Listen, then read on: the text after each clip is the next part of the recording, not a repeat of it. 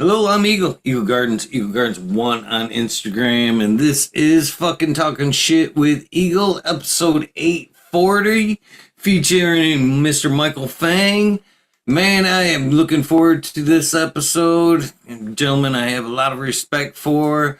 How you doing, my friend? It's been a minute since we've talked. How you been? Oh, you're muted, brother. I've been great. Sorry, I didn't want to interrupt your intro. Things have been fantastic here. We're just, you know, 10,000% in the garden and putting out our best work, and that's what it's all about. Um, and yeah, life's been great. How about you? I'm doing well, my friend. Very much looking forward to catching up with you. A lot of stuff has happened. A lot of good stuff has happened since the last time we have spoke, and that's one of the things you can see. I kind of left it vague there. I at Michael Fang. There's so many. You've done so many great things. You know, throughout your cannabis journey there. I didn't want to pin you to just one.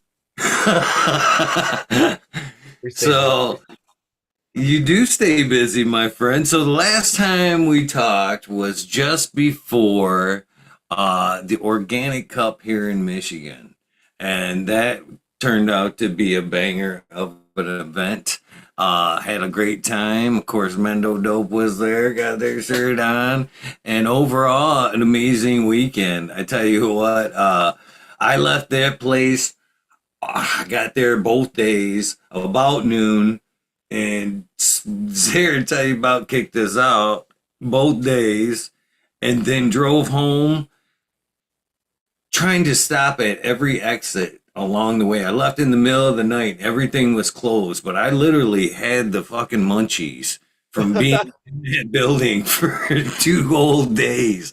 I ate continuously for like a week after that event. Oh, I love it. I love it. Yeah, that was a event to remember. It was a good one. So, and you've been busy with the organic cups. I mean, you've been all over with the organic cups.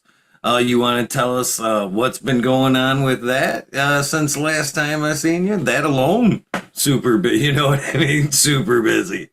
Yeah, definitely. What a tremendous, honor and privilege to be able to bring the organic cup to the community. It really just sprouted as a kind of like a backyard celebration, and it's since turned into like an international showcase of the finest organic cannabis, and like the finest cannabis, because when it's grown organically, it's the best. And it's started as like a passion of mine, and kind of a niche in our community, and since then it's grown to be something. I mean, it's almost like when you look around, almost everybody is switching to organics or growing organics.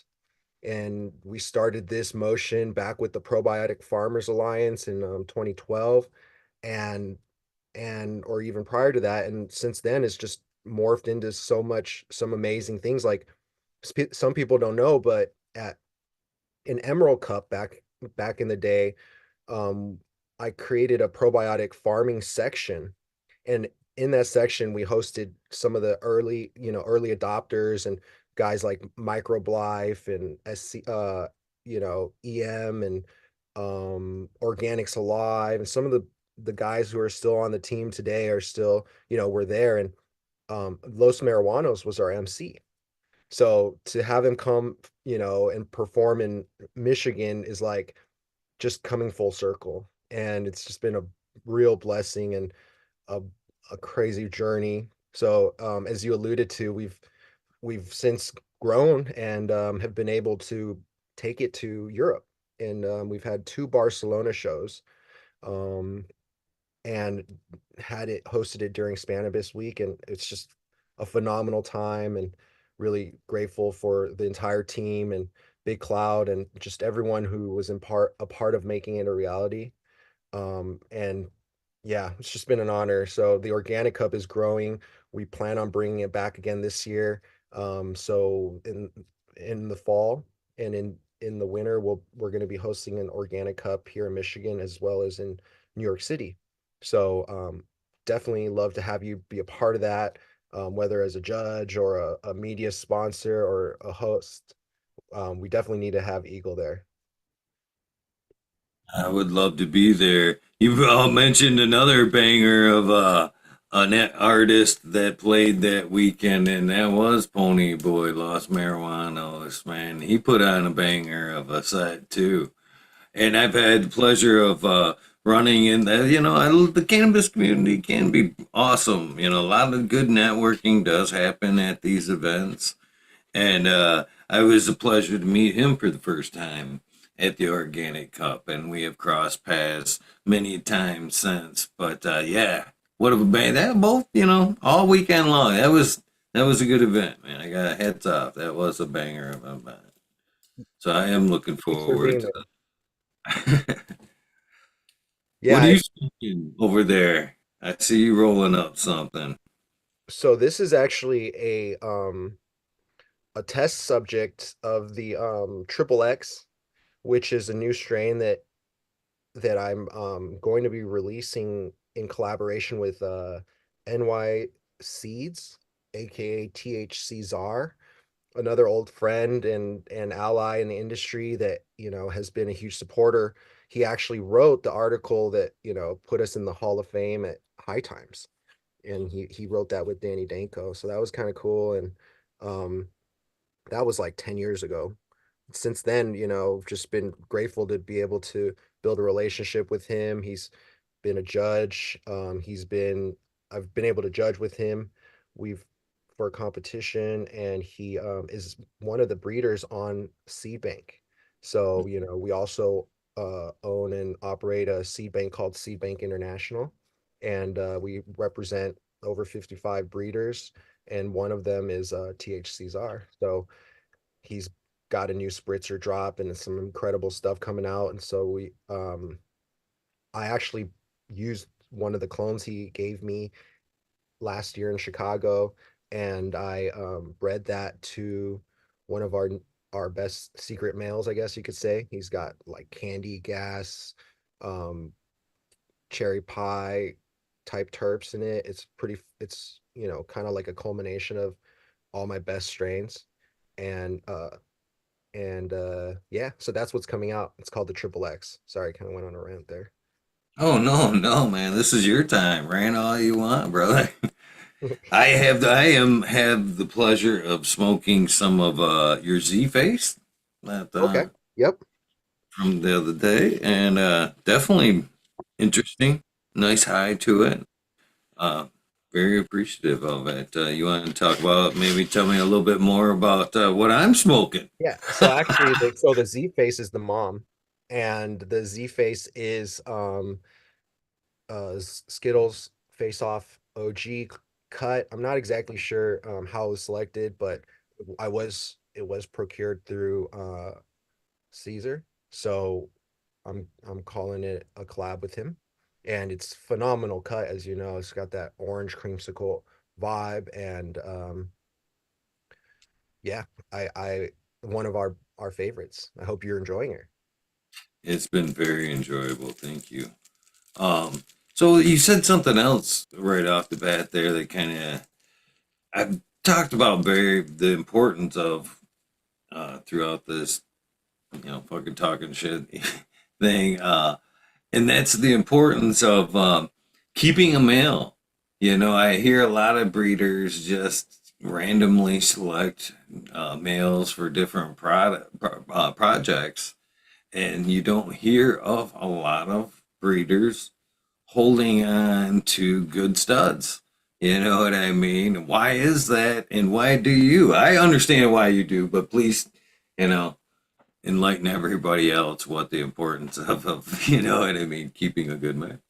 Well, I think there's two sides to everything, of course, and you kind of want to be flexible. So while you want to have a tried and true male that everyone loves and is, proven, but you also don't want to just be, creating only C's with one male. It's kind of like I've done strains where I, used a male for only a few crosses, and then some where we used the male for years upon end. And I've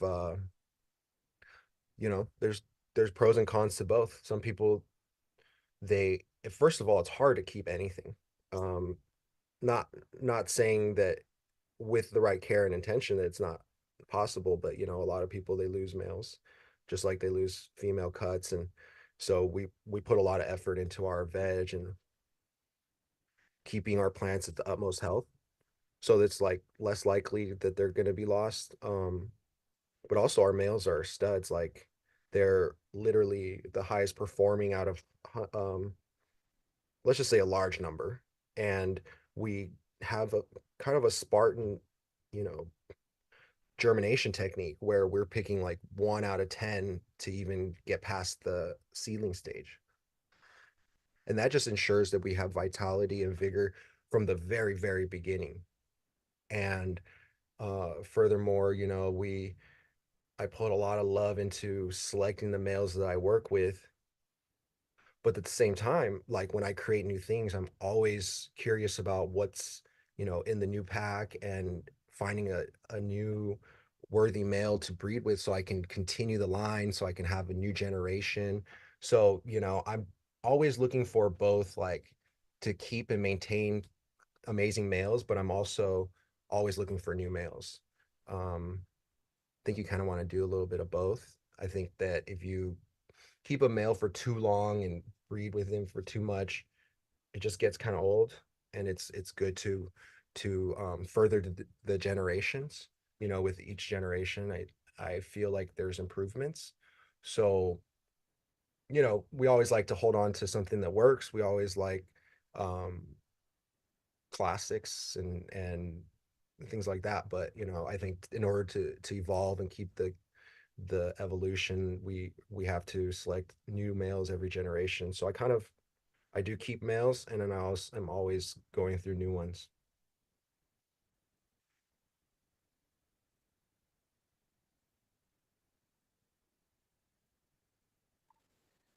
So that can make for a hectic library, right? I mean, between keeping mothers and males and future males.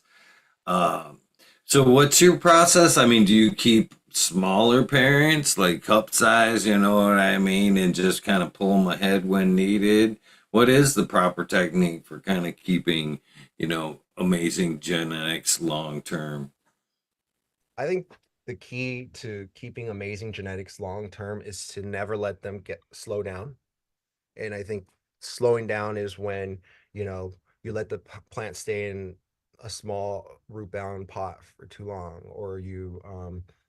or it's starting to turn deficient. Like, you want the plant to be lush and healthy and green forever. And that just means proper transplant cycles, proper cloning, always selecting the healthiest clone, and maintaining utmost health, never letting it dwindle. I think that's the key. Consistency. Now, can you bring a plant that's not as healthy back to full potential? Sure, but that's something that we want to avoid. We want to keep everything at utmost health its entire life. And that's kind of how I run my garden. I'm not like the kind of guy who introduces diseases into my room. I like want to have perfection. There's enough, day-to-day activities where we we're dealing with enough to where, it's all about having utmost health, and that's how you get performance. What's new that is there anything new that's catched your eye that you're bringing into the fold? Um, to be honest, I'm taking what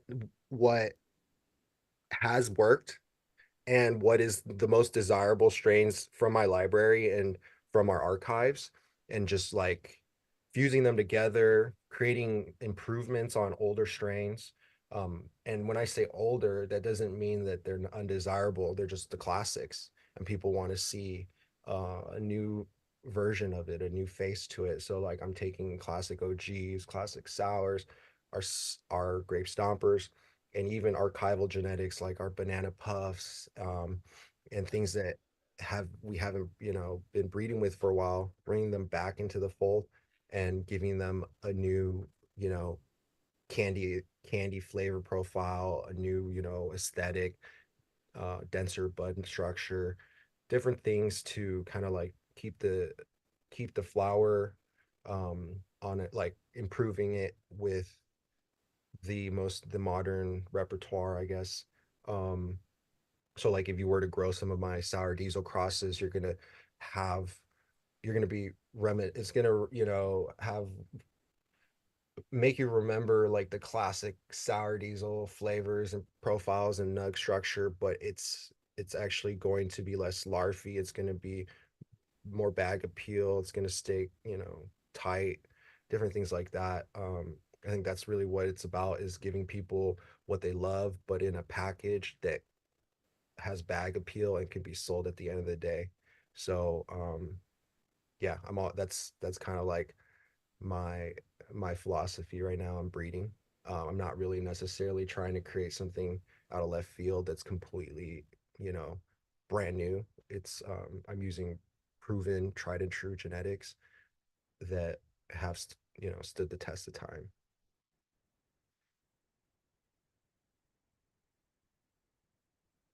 So, I mean, I guess I could go into some of the genetics and flavor profiles, but we're really honing in on the grape stomper, creating new versions of the grape stomper, um, creating new hash plants, um, really focusing on the different flavor profiles from our past archives and bringing them back.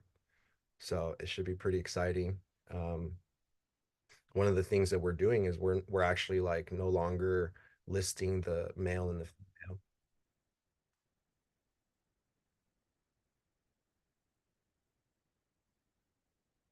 Okay, not sure what happened.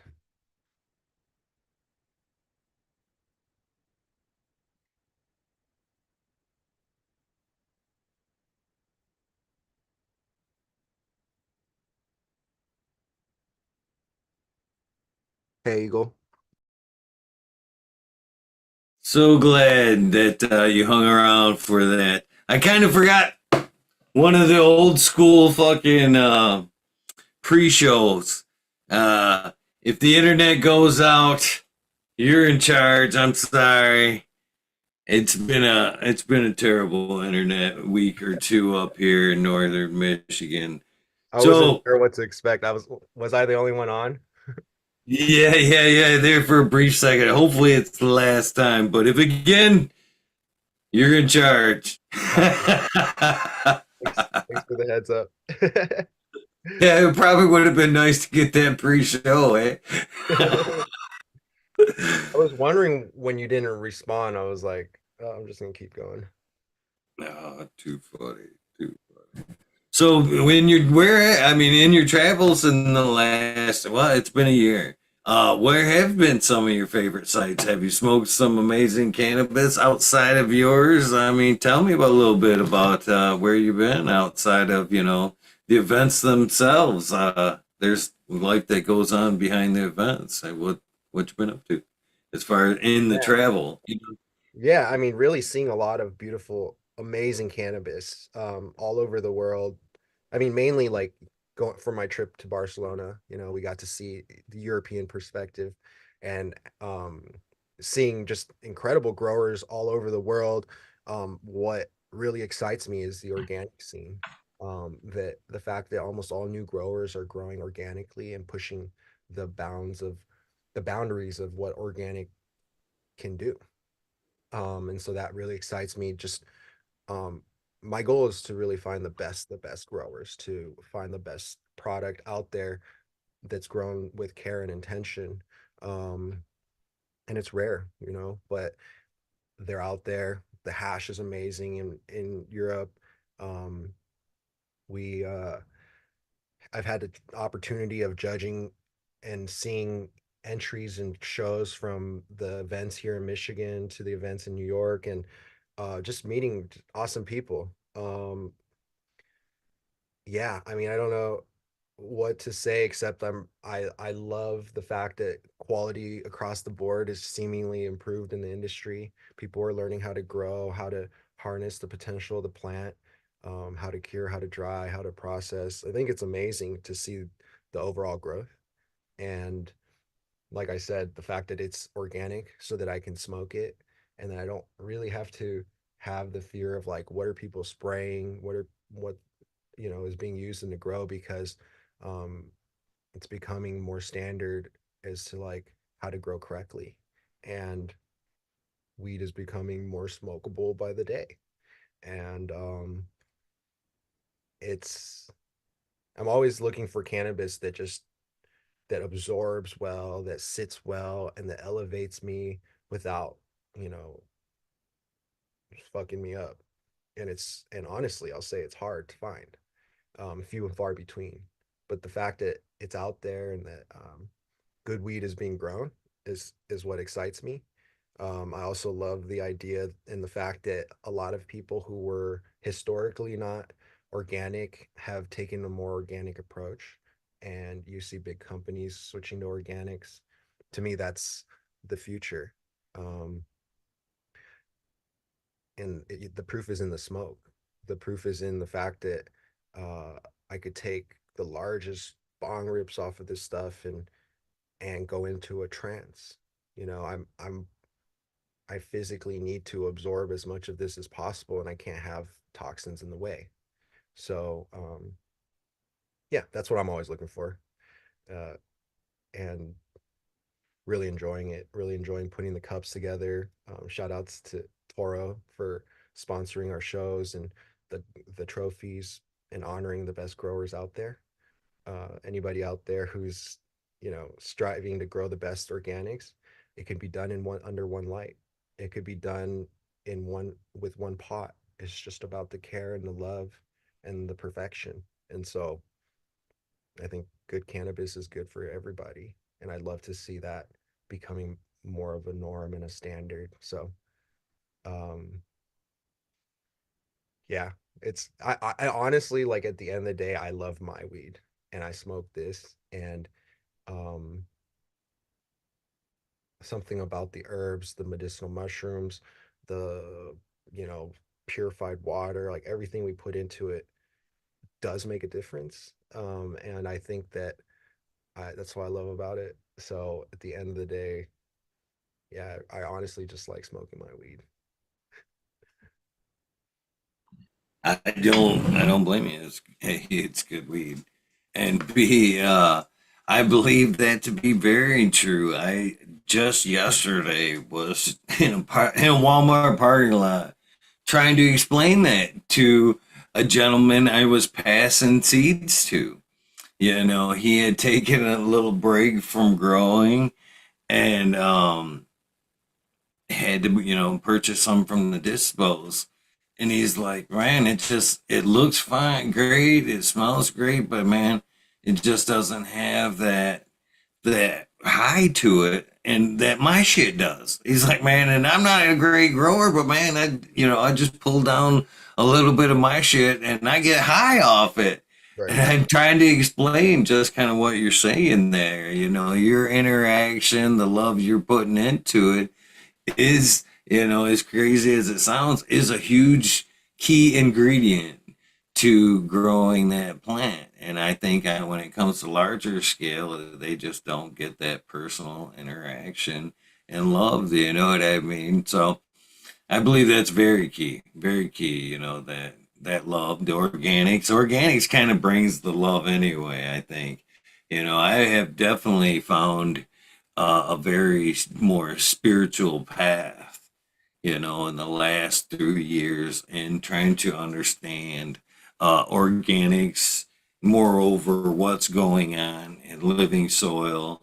And the deeper I get into that process, I relate what's going on with the soil and the plant directly to what's going on with us. I mean, it's parallel. It's scary parallel, brother. And it's like, you know what I mean? The recipe to life that I don't think a lot of people are figured out yet. And I almost feel, you know what I mean, kind of strange shouting it out, you know what I mean? But there's a lot of parallels to what the plant does with nutrients, overall health, and what goes on in the soil with what goes on in our gut, man. But it's definitely taken me down a spiritual plant. And then when you grow with, organics or whatever, you just person you can you I believe the same could be done, with other inputs. You know what I mean? But that personal interaction, kind of dumping your soul into them plants, is super key to an amazing bud in the end. It's all about, I think, the synchronicity of all things, right? And the more that everything connects and makes sense, the more truth there is in it. And then I think that when you touch on like the fact that natural herb is more spiritual, it kind of gets into the root of the word natural. And there's a connection between nature and the spirit world. In Egyptian, I think the spirit world is called the netter, and NTR is, those are the consonants in the word nature. And so I've always um, related nature to the spirit world, and I think that there's a lot of, not a lot, there's complete uh, symmetry in the concepts. So the microbiology that we work with that's beneficial, those are like the angelic forces, and the pathogenic ones are like the demonic forces, and they happen in an unseen manner. um and everything from how we place the flow of our room, which has been studied as like feng shui, affects the micro world, our environment. And so like understanding, and science is a huge part of this too. Science is the knowledge that allows us to take our art and make it a reality. I think that it's just that the science that promotes, a pharmacological like antibiotic approach is like akin to the pesticide approach in agriculture. It's a dead end, and it's been proven to create more problems because it lacks holistic truth. Um, it's almost so it's the truth of organics is so poignant that people who were once fully, neck deep in growing with salts and pesticides and fungicides have completely switched over. It's just the proof is in the pudding, and you can't solve your problems with antibiotics. That's a dead end approach as we've seen. Um, so I've learned so much about my own health by finally by switching my consumption to organic foods and seeing my body quickly transform and improve and fall back in alignment with its full potential is proof in itself that I was, moving in the right direction. And when you start pursuing, your human health, and you talk about your gut biome, you start applying organic farming techniques in terms of IPM to your own health, and you start to realize that IPM is the plant holistic terminology for natural hygiene for people, and that there's a lot of similarities between um, holistic IPM methods and um, liquid soaps and shampoos and different things that are for the human. Something that like I like talking about that people don't realize is that there are invisible mites that are all over us if we don't bathe properly and effectively and correctly, and and using the right soaps, not the chemical fake shit. um we're going to be like, most people are covered in mites, let's just say it. And they're covered in, and they're filled with worms, and it's just toxic environment. And so there are holistic natural ways to cleanse the body within and without, and it makes you a better person. You grow better. And so like I you feel better when you're clean. and soap is oil and potash is the ash that's coming off of this. It's that's like pure white. This is pure um cleansing minerals, potassium. And so, anyways, this is soap. And so when we clean ourselves, we're using potash and oil to purify, our external environment. Um, Dr. Robert Kassar calls it what does he call it? Terrain modification. Our body's like a terrain, it's like soil. And you know, you can have too much fungal bloom. And so, anyways, these are all just concepts that I've like connected between like growing plants correctly and growing people correctly. And I think that they're one and the same. Same with animals. And so it's complete harmony and synergy between the ingredients we use, the foods we use, the cleansing materials that we use. They're all the same. I spray the same things on my plant for IPM, Castile soap that can be made in house that I use for my body. So um, when you start to go down that path, you start to realize like life is very simple and there's nothing that can't be understood. And usually when, knowledge and understanding fall off, there's a trick involved. And I hate tricks.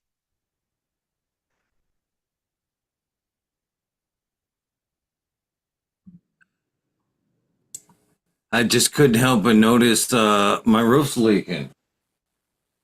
No shit. I'm trying to see. I got one right here in front of me, but I can see one in the camera as well. Is it raining out there? It's pouring outside. Oh shit. Yeah. Michigan's crazy where you could go from one county to another and it's like a complete different weather. It literally just fucking stopped. It did this one other time this year Damn, where it fucking has rained many times before. One random time, it literally just stopped. good. I don't know what to say. Yeah, it's like there's a lot of weather here in Michigan, that's for sure. Oh man, that's well. So yeah, I agree that the plant and us do it very much do parallel each other in a lot of ways, and it's awesome to to hear that you feel the same. I feel like we were talking about this a little bit the other day. You're talking about like skin blooms there on the skin, but we were talking about blooms in the gut, kind of from good sugars, bad sugars. The same things can happen, but basically in the gut biome and promote bad health, from the shit we're eating. But kind Yeah, of what you're saying there, right?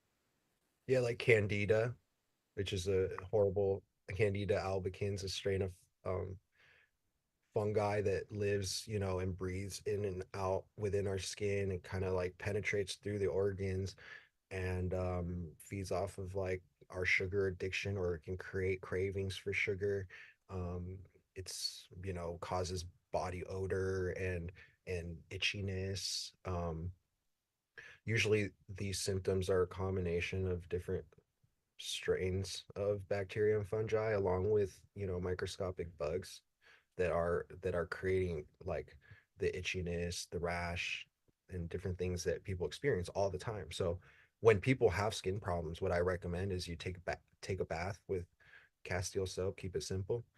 um Soap, you use a scrub, soap, scrub, rinse, and do it again. Soap, scrub, rinse. Because usually that first scrub only gets the biofilm, but it doesn't actually get the root or the majority of where like the bacteria and fungi hide. And so once you get that dead skin and the biofilm off, then you do it again. That really kind of like stifles the growth and suffocates it for a little bit. Then you come out, you bathe, dry the fuck off. Um, when you think you're dry, you could be still holding water right under the surface of the skin. That's like a form of dampness. And so what I would recommend is take a blow dryer and blow yourself dry like completely. That also kills the biofilm that could form. It's kind of like having airflow in your house or your room. And then what you want to do is um, you could take like body powder, which is, usually like calcium or diatomaceous earth. You can make this yourself, or you could, and then also oil. So you take like olive oil or coconut oil, shea butter, or whatever's accessible, um, and you just coat yourself with it from head to toe. And the oil acts as a suffocant and just kills everything. And then you can take a towel and you can clean your, wipe the oil off, and then you can go about your day. Do that for 2, 3, 4 days in a row and watch most of your skin issues just fade. And that's been super important for keeping my body healthy and lean. Um, a lot of the a lot of fat built up issues internally actually start externally, and because they breathe through the pores. So if your pores are blocked, then you have internal issues. Anyways, so this is important knowledge that we nobody knows about, so I just like sharing it. I appreciate it, brother. I can't help to take my eye off that background. What am I looking at there? That's an amazing pic you got going there for a background. I think it's Notre Dame, but I Pretty could be wrong. trippy. It's a cathedral. I've been really getting into like classical architecture and ancient buildings, and kind of like exploring the ideas that there could have been free energy at one point in this earth. There could have been more abundance and prosperity, and I think we've all been stripped of our birthright here in this reality, unfortunately.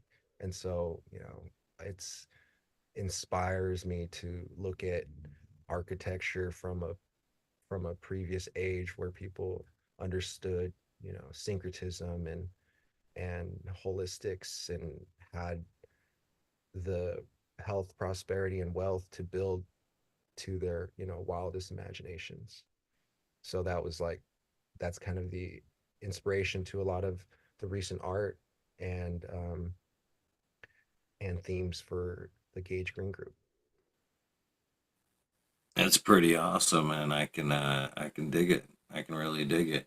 Basically you're right. Back in them periods right there, they knew the secrets were in the numbers. You know what I mean? And hidden on other places.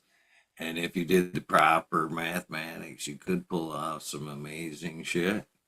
And these days, we try to replicate shit like that. Even with the computers we have, it's sad that we've lost the simple shit that was brought amazing cultures forward. You know what I mean? Through amazing architecture and shit like that. It's kind of one of the reasons what I asked you, as to you've been through these travels, man. You go to Spain and shit. I love weed and everything else, but man, when I'm traveling, I'm right there with you. I want to see some history. Where am I at? Where's the cool shit? You know what I mean? Where's art museums and shit like that? I can appreciate, what you're saying right there.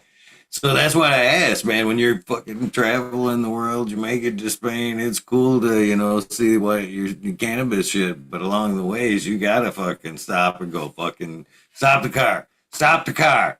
This is fucking amazing. I gotta smoke a joint and take this shit in. You know what I mean? So that's one of the things. You led me to organics, but I'm thinking there's got to be more cooler shit than that along the way. There had to be something in Spain, California, something that just went, wow, this is fucking amazing. This is fucking amazing. Definitely the buildings, man. I go every city I go to, I love just exploring the architecture, the downtowns. Um, there's beauty everywhere. I mean, Barcelona is truly, straight out of a fairy tale. And it was such an amazing time. And there's so much inspiring architecture there. But let's not forget, like, Detroit is beautiful. Like, we have in every town some incredible, beautiful architecture and history. And sometimes like I think we forget like America is like is fucking phenomenal. We just don't always look at it like that. And but yeah, Barcelona was inspiring to see the um the cathedrals there, like on every block, uh, all the ancient buildings. It's just phenomenal. You just don't see architecture that inspires anymore. Um, I mean, not like that. So it's fucking awesome to just go and see different um, things that you've never seen before. Everything becomes a part of my my storytelling. It becomes part of the strains. It becomes a part of the art, and um, yeah, it's super good for me to travel and get out of the garden and see new things. A lot of times I'm just in my head and I'm traveling through my astral world. That's super awesome. And I think it's beautiful that you incorporate that into, your main passion of cannabis. And, lately I've been super worried, but what you got there? Beautiful piece. This is the sovereignty. I've had this since 2008.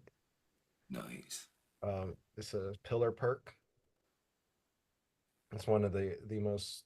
This is one of my favorite glass artists. I mean, I have a lot of favorite glass artists, I guess, but the sovereignty has just always had a place in my life. I mean, this has been my daily driver, I guess you could say, since like I was 18. So I've had this piece for over 15 years. That's awesome that, and I hope you keep it for many, many years. A lot of people do have that go-to piece that's very sentimental to them. And again, I'm glad you're sharing with us little bits of stuff like that. This is what I'm worried about, to be honest with you. And this is a serious concern of mine. I believe that the state of the cannabis community is almost like in a 911 phase, and it's super critical that we kind of step in to do something about it. Now, when I say this, that it's super important because when this thing kicked off, it was all medical. We had, you know what I mean? We pursued this cannabis thing with passion because it meant something to us. We've seen the value in it and whatnot. And then as it's pushed forward with more or less the legal market, it's taken a lot of the fucking steam out of what we call community. You know what I mean? And there's a difference. There's always been a difference between uh, the cannabis market, if you will, and the cannabis community. The cannabis community built, pretty much what this is today, right? You know what I mean? And, over the last few years, we've kind of seemed to lost a lot of steam, a lot of vigor in what we kind of call the cannabis community for one reason or another. And I think well, cannabis, this is what I think, brother. Cannabis all brought us together in the beginning. You know what I mean? We came at this full tilt, bright eyed, bushy tail, and then a lot of us have lost steam through the legal market and not being able to step up. We all wanted to just survive with cannabis. You know what I mean? Just to be able to grow this wonderful plant, fucking save some people, help some people along the way, and make it. And it's getting tougher and tougher to achieve that. You know what I mean? So it's loosened things up a little bit. And what I'm kind of proposing, or I've proposed lately, is to learn more. You know what I mean? About the people in the cannabis community. Yes, let cannabis still be the glue that brings us together for the events and everything else. But the more we learn about the people in cannabis and the new directions they take in their lives. You know what I mean? There's still a shitload of us that are mechanics, carpenters, artists, shit like that.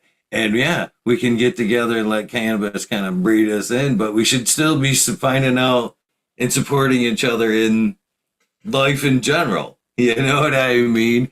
And letting cannabis kind of you be what it's always been to us, the glue that's kind of held the good times, the good faith, in life together. And I don't know, what are your thoughts about the cannabis industry, the cannabis community of today? If you don't mind sharing a little bit of your thoughts on it, the current state of, I guess. Man, that was a good one. Well, everything you just said, I agree with, and you touched on a lot of subjects. Some of it has to do with government policy. Some of it has to do with um, the the functions of economics and the economy and the market, and some of it has to do with maybe our attitude on the situation. Um, like I think that I don't all had big dreams, um, and that they weren't necessarily pipe dreams. That it was a reality that we experienced here, which was true community, like you said, a glimpse of freedom, a glimpse of like what it meant to what the agrarian economy could be, a glimpse of our birthright to be able to create wealth with our land and our two hands and our feet, rather than through trading our time for money. I think there was a time when uh, people were able to prosper through agriculture. Um, Unfortunately, that only occurred because this plant is illegal and there's the regular businesses can't function. Um, in the rest of the world, in all the other economies, a handful of companies have monopolized the industry. They've commoditized just about every product in the world, to where it becomes unaffordable to maintain even a hobby grow, where purchasing craft beer is cheaper than making it yourself. Um, and that this is, I guess, part of it. I mean, it really, and for a moment, and for actually a large portion of time, anybody who had the cojones and the willingness was able to put product out there that would service the needs of the economy. Um, we as quote unquote trappers were able to take the whole market. Now people are able to go to the gas station. So it's like the gas station brands need to exist. They were bound to come, and how many of us were prepared or willing to build a gas station brand? Most of us weren't. And I think that most of us are independent craft farmers, and it kind of equates to a local farmer at a farmer's market. I think it's a totally valid and a beautiful thing that we have local farmers markets, and it's the local economy that needs to thrive, keeps the money in the system. Whereas like when you give money to a big box store that could be leaving your town or community. But the problem, in my opinion, is when there's like intentional, or like nefarious actions to keep the small growers out or keep small growers from, leveling up. There's obviously a lack of guidelines and support and even clear laws to help the small grower. They're only focused on licensed people, which kind of cuts out the small and middle end grower. I mean, it's really unaffordable for most people to maintain a license in the current state, and because of that, a small few, I guess, like you could say, like the wealthy class have a hold on the entire economy. To me, it's the definition of a controlled economy. Um, nothing that I learned that was like American, to be honest. Um, which is unfortunate. You know, I feel like we've been sold a bag of shit. But the truth, but the truth is, you know, that there really is not a lot of freedom here, and there's really not a lot of awesome capitalism and free market as it proposed. However, I would fight for it. You know, I would stand for it till my last breath because, in my opinion, it is the most effective way. And as you know, and you stated yourself, it was a piece of heaven. It was beautiful here, to be able to you know, have a part in the cannabis world. Um, for the government that we elected and the law that we wrote to basically exclude the people is preposterous. Um, and you know, huge, it's what they call carpetbaggers and this and that. Like, I mean, this is history, like, over and over again. And then of course, you know, we got to fight for our rights. um a lot of people, I mean, I don't know, I've literally made every cent I've ever made my entire life has been through cannabis since I was 15. I've never had another occupation. I've been a weed grower, a weed seller, and a seed seller.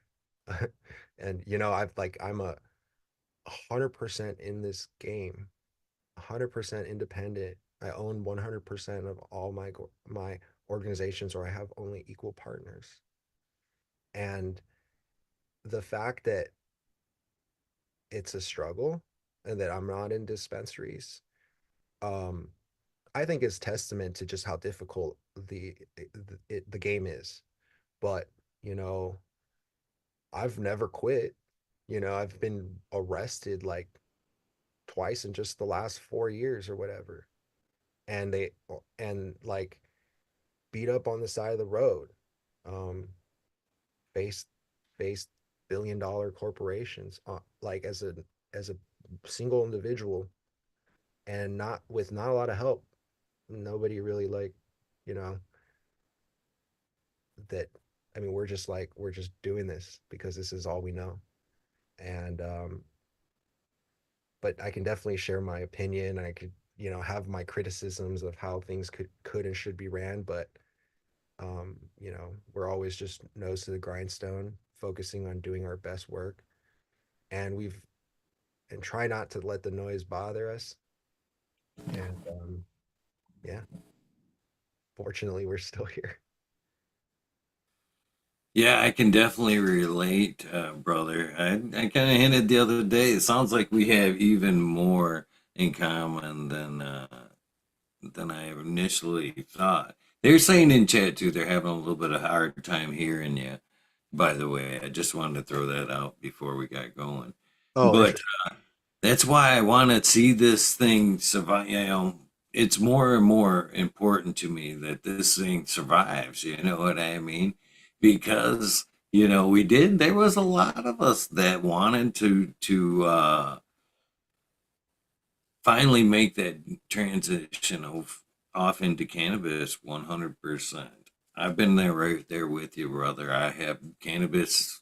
It's far back as I can remember. 3 for 5 joints, fucking at the bus stop, 8th grade.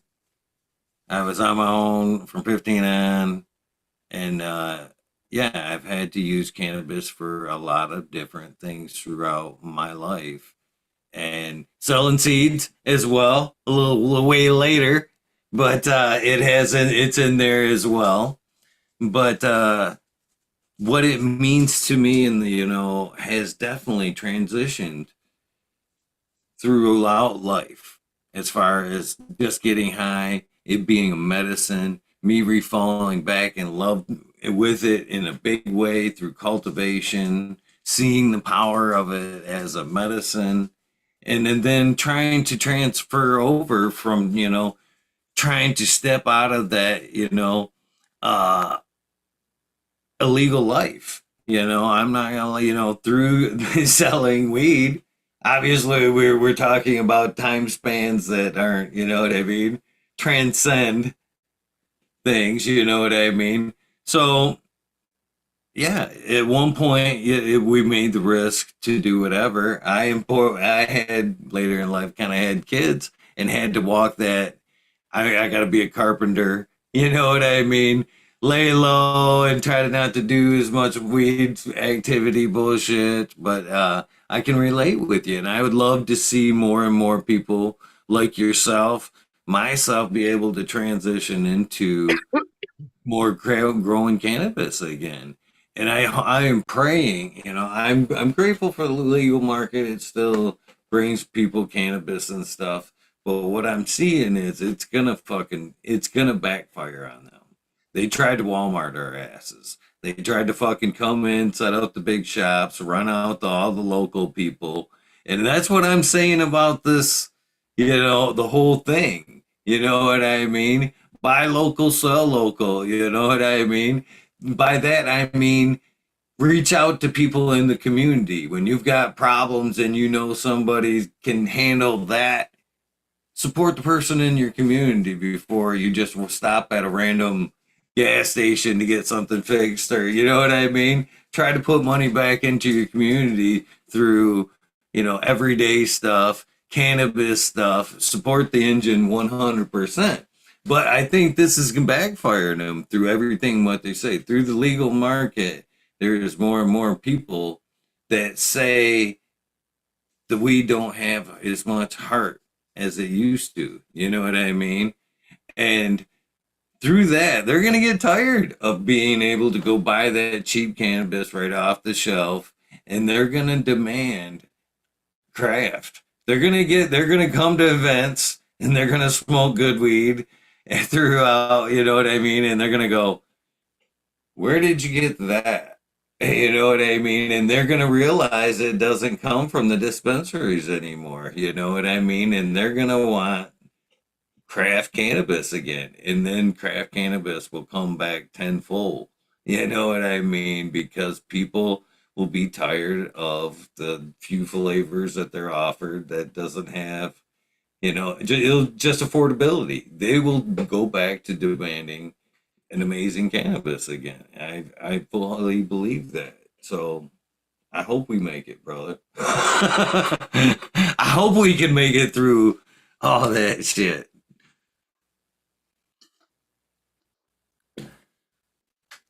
So you can Sorry, I'm keep. over here like coughing and shit from the hit. No, I 100% agree with you. The only way that's going to happen is if our community, and I do see it in Michigan, is a huge like hub of the best growers. Um, is just honing our skills and continuing to prove that craft is better. And I think, of course, small scale organics are winning all the competitions, but um, like the dispensary weed is getting better by the day too.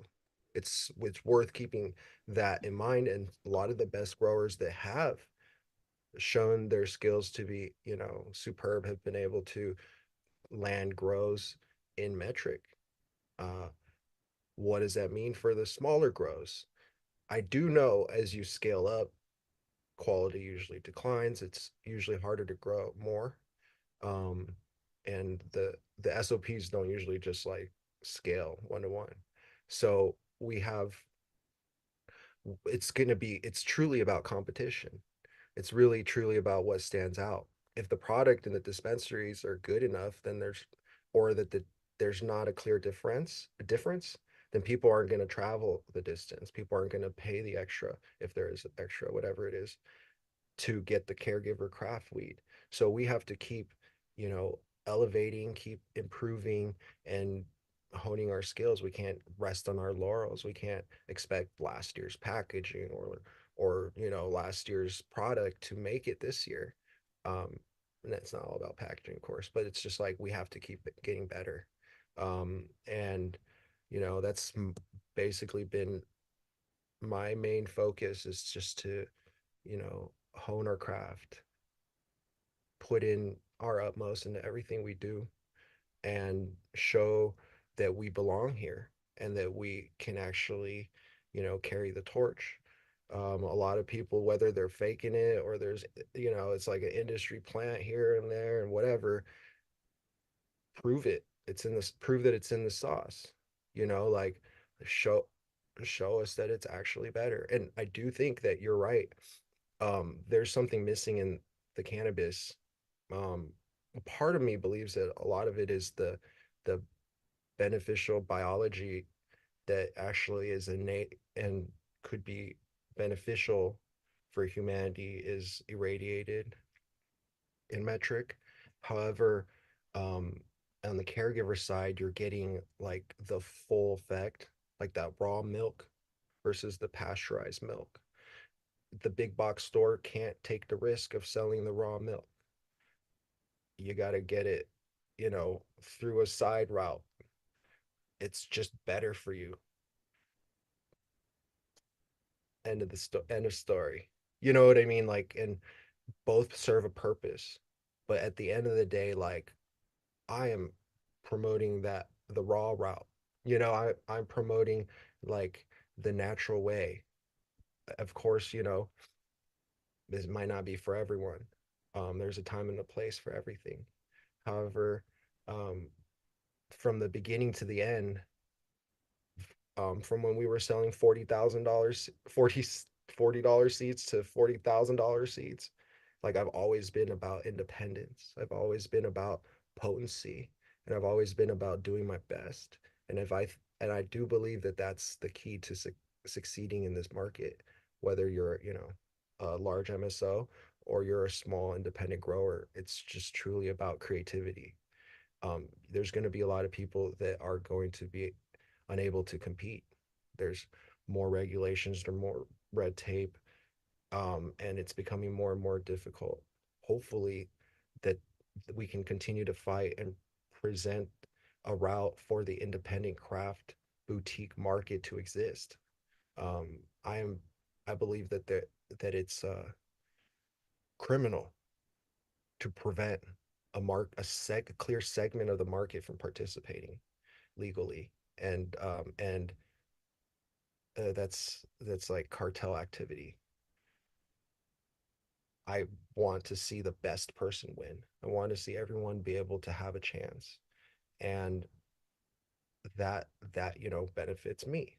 I I'm personally um, looking to be able to participate on all the levels, and provide the best quality cannabis I possibly can. I think that I have a perspective and insight on product creation and growing that can elevate the market and provide something that is missing in the market. Um, I'm not going to be able to do that by just doing what I was doing last year. There's a whole new, playbook. So I don't know. It's just changing every day, and I'm excited and grateful to be here. Let's just say, even though things can kind of suck sometimes. Well, I agree. It just fuels the fire, realistically.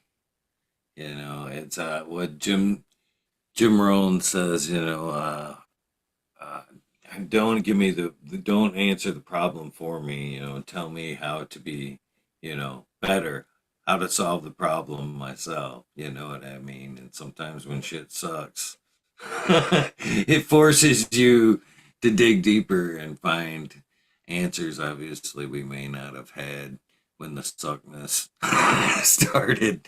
I I love Jim Rome, and I love what you just said, because it's true. Like, rest just talking about the problem is never going to lead you to the solution.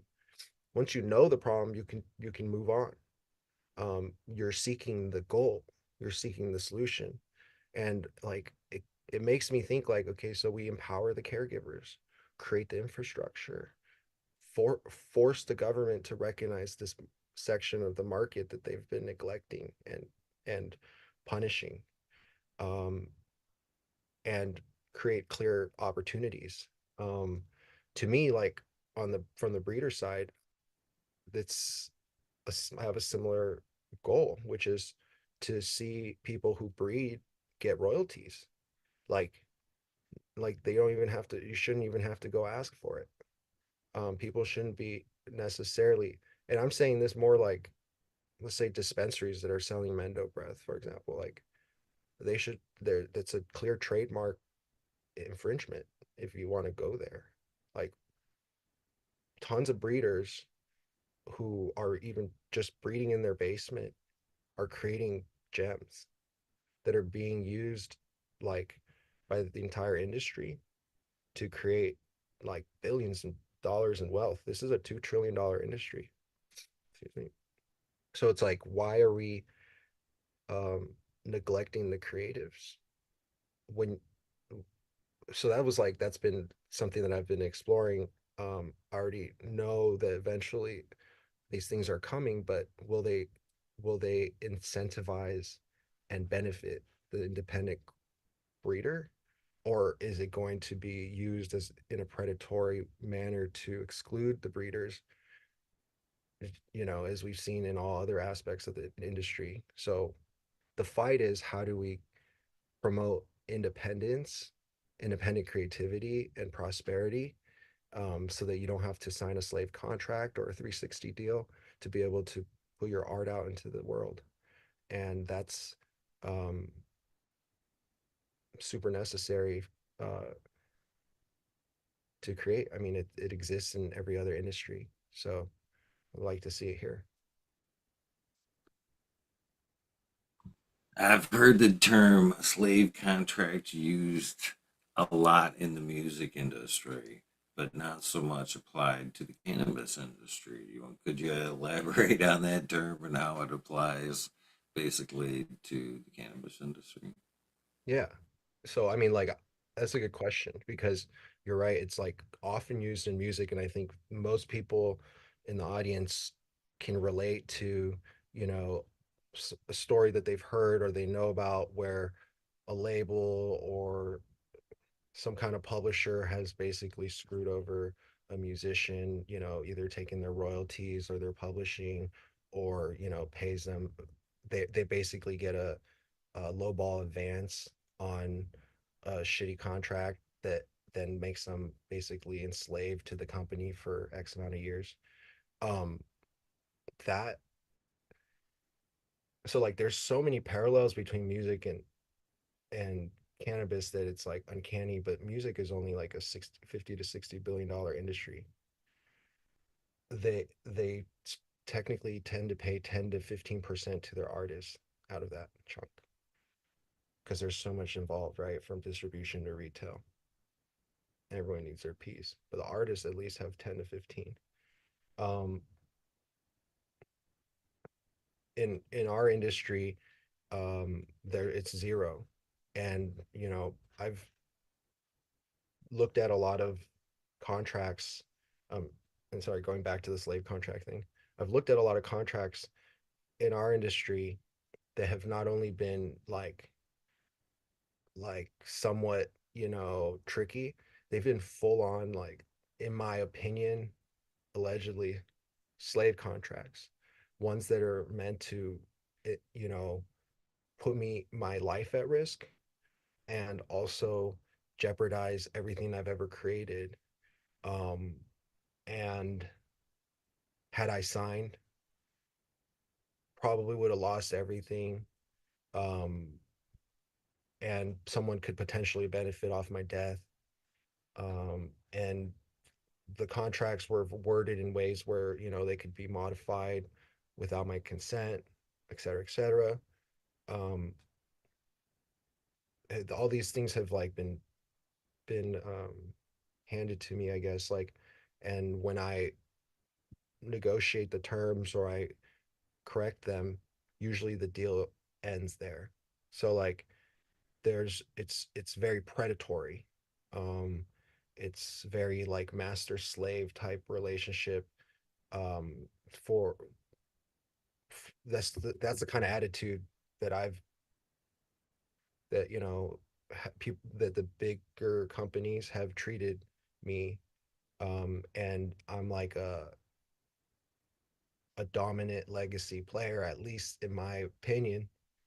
We've killed it for over 15 years, but these companies don't necessarily have the respect for the independent creative, in my opinion. They're just looking to be predators and abuse. Um, and I'm not saying this is true of everyone at all. And but I've seen a lot of it. And thankfully, I'm now able to and attracting and surrounding myself with people that are wiser and have my back. And and I've also become way more like conscious of the idea that like there's like things that are not necessarily for my benefit, and I need to do everything I can to protect myself, um, whether it be legally, or in the business and such. Only because I mean I've been raided, I've had my trademark infringed upon. I've had, and to the point where I could potentially not even be able to use my own name. I've had these bad deals cross my path. It's honestly kind of fucked up, and I never told this to anyone. I don't really, not many people can maintain the, like, can, is not, there aren't too many people that are good at listening as you are, Eagle. So I can't necessarily even express a lot of this. So it's just stuff that I deal with on a daily basis. And I'm just trying to grow weed and have a good time and teach people about the healing benefits. And so, yeah, I don't know. It's crazy. It's been crazy. That's one of the, oh, that's a whole nother fun subject if you would like to venture down that alley as far as like the cannabis as a medicine. And sometimes I think when things are put forth with not necessarily with ill intent, let's say what the way it is, they push cannabis forward with ill intent. Um, it's doomed to fail. You know what I mean? That's why I think I have good confidence that a the craft market will come back because that's just it's stacked on reasons to fail. Okay, and the main reason of that I believe is because of medical cannabis. It was changing lives. It was making a huge impact. Just cultivating cannabis, you know what I mean? There's the use of cannabis and all of its medical benefits through just simply putting fire to it. There's tons more through, using it as topicals, other ways to use the plant. But they seen the value in it. You know who's seen the most value in it? The pharmaceutical company, alcohol and tobacco, all took note of it. Mainly the pharmaceutical company, the ones that pushed most of the poisons to us and try to trick us into taking the most poisons. Even worse, they're the ones that try to pick people dry as their lives as they get older and their body needs whatever. As that goes on, the pills that people more our seniors are dependent on get more and more expensive. All the savings some people spent their whole life working for are now slowly picked away for medications that the pharmaceutical industries, the doctors, tell them they need. So they seen the power of the plant, the impacts it was making, and decided to undermine it all. Don't don't don't fucking get them talking in these little events they're having and spread the word. Let's make it legal across the board. You know what I mean? Let's open the dispos. Let's put it on the t-shirts. You know what I mean? Let's add as much hype to it as we can and take away the power of the medicine. You know what I mean? I really believe it's those three that has pushed forth recreational cannabis and are trying to set us up to fail. What we need to be doing is kind of like what you're saying, put boots to the ground and try to save our ass now so we can have a craft market later on. Because that's what they're trying to do is actually weed that out. Because in the meantime, while they're pushing, yay, yay, yay, let's do the recreational, the implants that you're talking about that are put into our industry and say, try to support us and then take our grows from us. That's kind of the people you're talking about. That's big pharma money. The people that don't even fucking smoke the weed. You know what I mean? And them are the people that are going to squash our chances to succeed. So as they're setting up recreational weed state by state, they're putting in grows. You know what I mean? They're already counting their losses that cannabis has taken away from them. Alcohol has lost, and they're putting that money back into fighting against us in recreational cannabis. You know what I mean? And I think it's that ill-minded attempt that's building a shitty foundation for them. You know what I mean? And setting that up for fail, and hopefully for us to come charging in again with the right message and amazing products, amazing cannabis for the right reasons. The only thing I see that's positive in this whole thing are the legal fight that you're talking about. You know what I mean? Being able to put forth genetics and put, a copyright on that or be able to protect your work. In most cases, breeding isn't done overnight. There's a lot of trial and errors and sometimes many, many years that go into some fire ass strains. You know what I mean? So you guys should be somewhat protected. You know what I mean? Especially with the big boys trying to fucking get in there. I mean, what are your thoughts of like, say, a bigger corporation now taking your work and pouring it out, if you will? You know what I mean? Let's just spread it everywhere before, I actually have seen that firsthand. Not even, not even in the big world. This we're still playing with the community then. There was we were all doing testing. I'll leave all names out of this. All right. We'll protect the innocent in this. So there was breeders had passed out testers, right? And here in our area. And so testers were fired. They got moved up, put on the menu. You know what I mean? And then High Times comes to mid Michigan and said breeder comes through and bam, the day of the release of that strain. Well, I think it released because this is prior, you know what I mean? People really buying a whole lot of genetics online. You know what I mean? You were more snatching them up from the breeder at the cups and shit. You know what I mean? So they show up. They show up, debut packs of X amount genetics, and right around the corner is a vendor with a rack of clones of the now just released strain. Oh, you know what I mean? Right around the bend. I was right there as I seen, the face of what in the fuck is that? You know what I mean? So, there should be some trust, you guys should be able to protect yourself in some types of ways until, in anything else in a general patent, you would be allowed to run with it for a year or two before it became public domain. And then, anybody could work it after that point.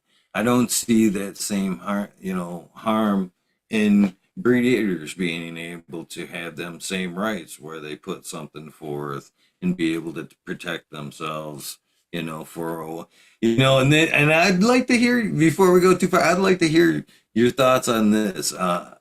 Last year, I started becoming more and more a proponent of proprietary genetics. Strains being built on their reputation. Too often when I hear somebody talking about, this is amazing, and then the next step is what's in it. You know what I mean? It's not the merit of the beauty of what the artist put in front of you. You know what I mean? Appreciate the picture for what it is, not necessarily what paint and what paper did you use. You know what I mean? Take in the beauty of what's there. So keeping the genetics kind of proprietary and letting, things stand on their own and be a little bit less copyable. You know what I mean? For that period. If they figure it out later on what X and Y is, or a respectable somebody that wanted to work with the genetics, I think would come to that breeder and be like, hey, I'm thinking about working with your genetics. A, I'm kind of asking, hey, are you cool with it? And B, could you tell me a little bit more about it in confidentiality? Can we, be cool? Can you give me a little bit of guidance? Can I give you a little credit on the strain I'm working on, if that be the case? But I do believe you guys should have, some rights there. So I guess, what are your thoughts on that little mouthful? No, I agree. I mean, what you're kind of describing is what actually gets someone to from a grower to a breeder. And then most breeders have lines that they haven't, released, or are working along the side, or you know, whether they've released it or not is still theirs. That's something that they created in house that is unique to their flavor profile, their selection technique. It's got their fingerprint on it, and I believe everyone should breed. Every grower should be a breeder, should be a roller, should know how to dry, should know how to make hash. That's the full, you know, spectrum of the art and craft that we're in. And perfecting every aspect of it gives you that intimate knowledge that helps you become a better breeder or hash maker or whatnot. And so I think that um, everyone should breed. It gives the it expands the genome, creates more diversity, gives us more possibilities, to look through. And yeah, I when you said like the artist and you were mentioning like, oh, they don't really care about, they're asking about the genetic, they don't care about the grow, but it's like that's a key point too. I think that, like, when I say time and a place, that's what weed is. It's like a time capsule. It like encapsulates the genetic profile of the clone at the point that you had it in veg before it flowered. It perpetuates the characteristics of your environment and your inputs. That flower is unique to that time and place and will never be another that. You know, every run is different. So like, or so what I feel like is that we should put more emphasis and love into describing the grow, or I mean, like, honoring the grower, honor, and of course honoring the breeding that came with it. And if that could be fully vertical, that's like your single source hash.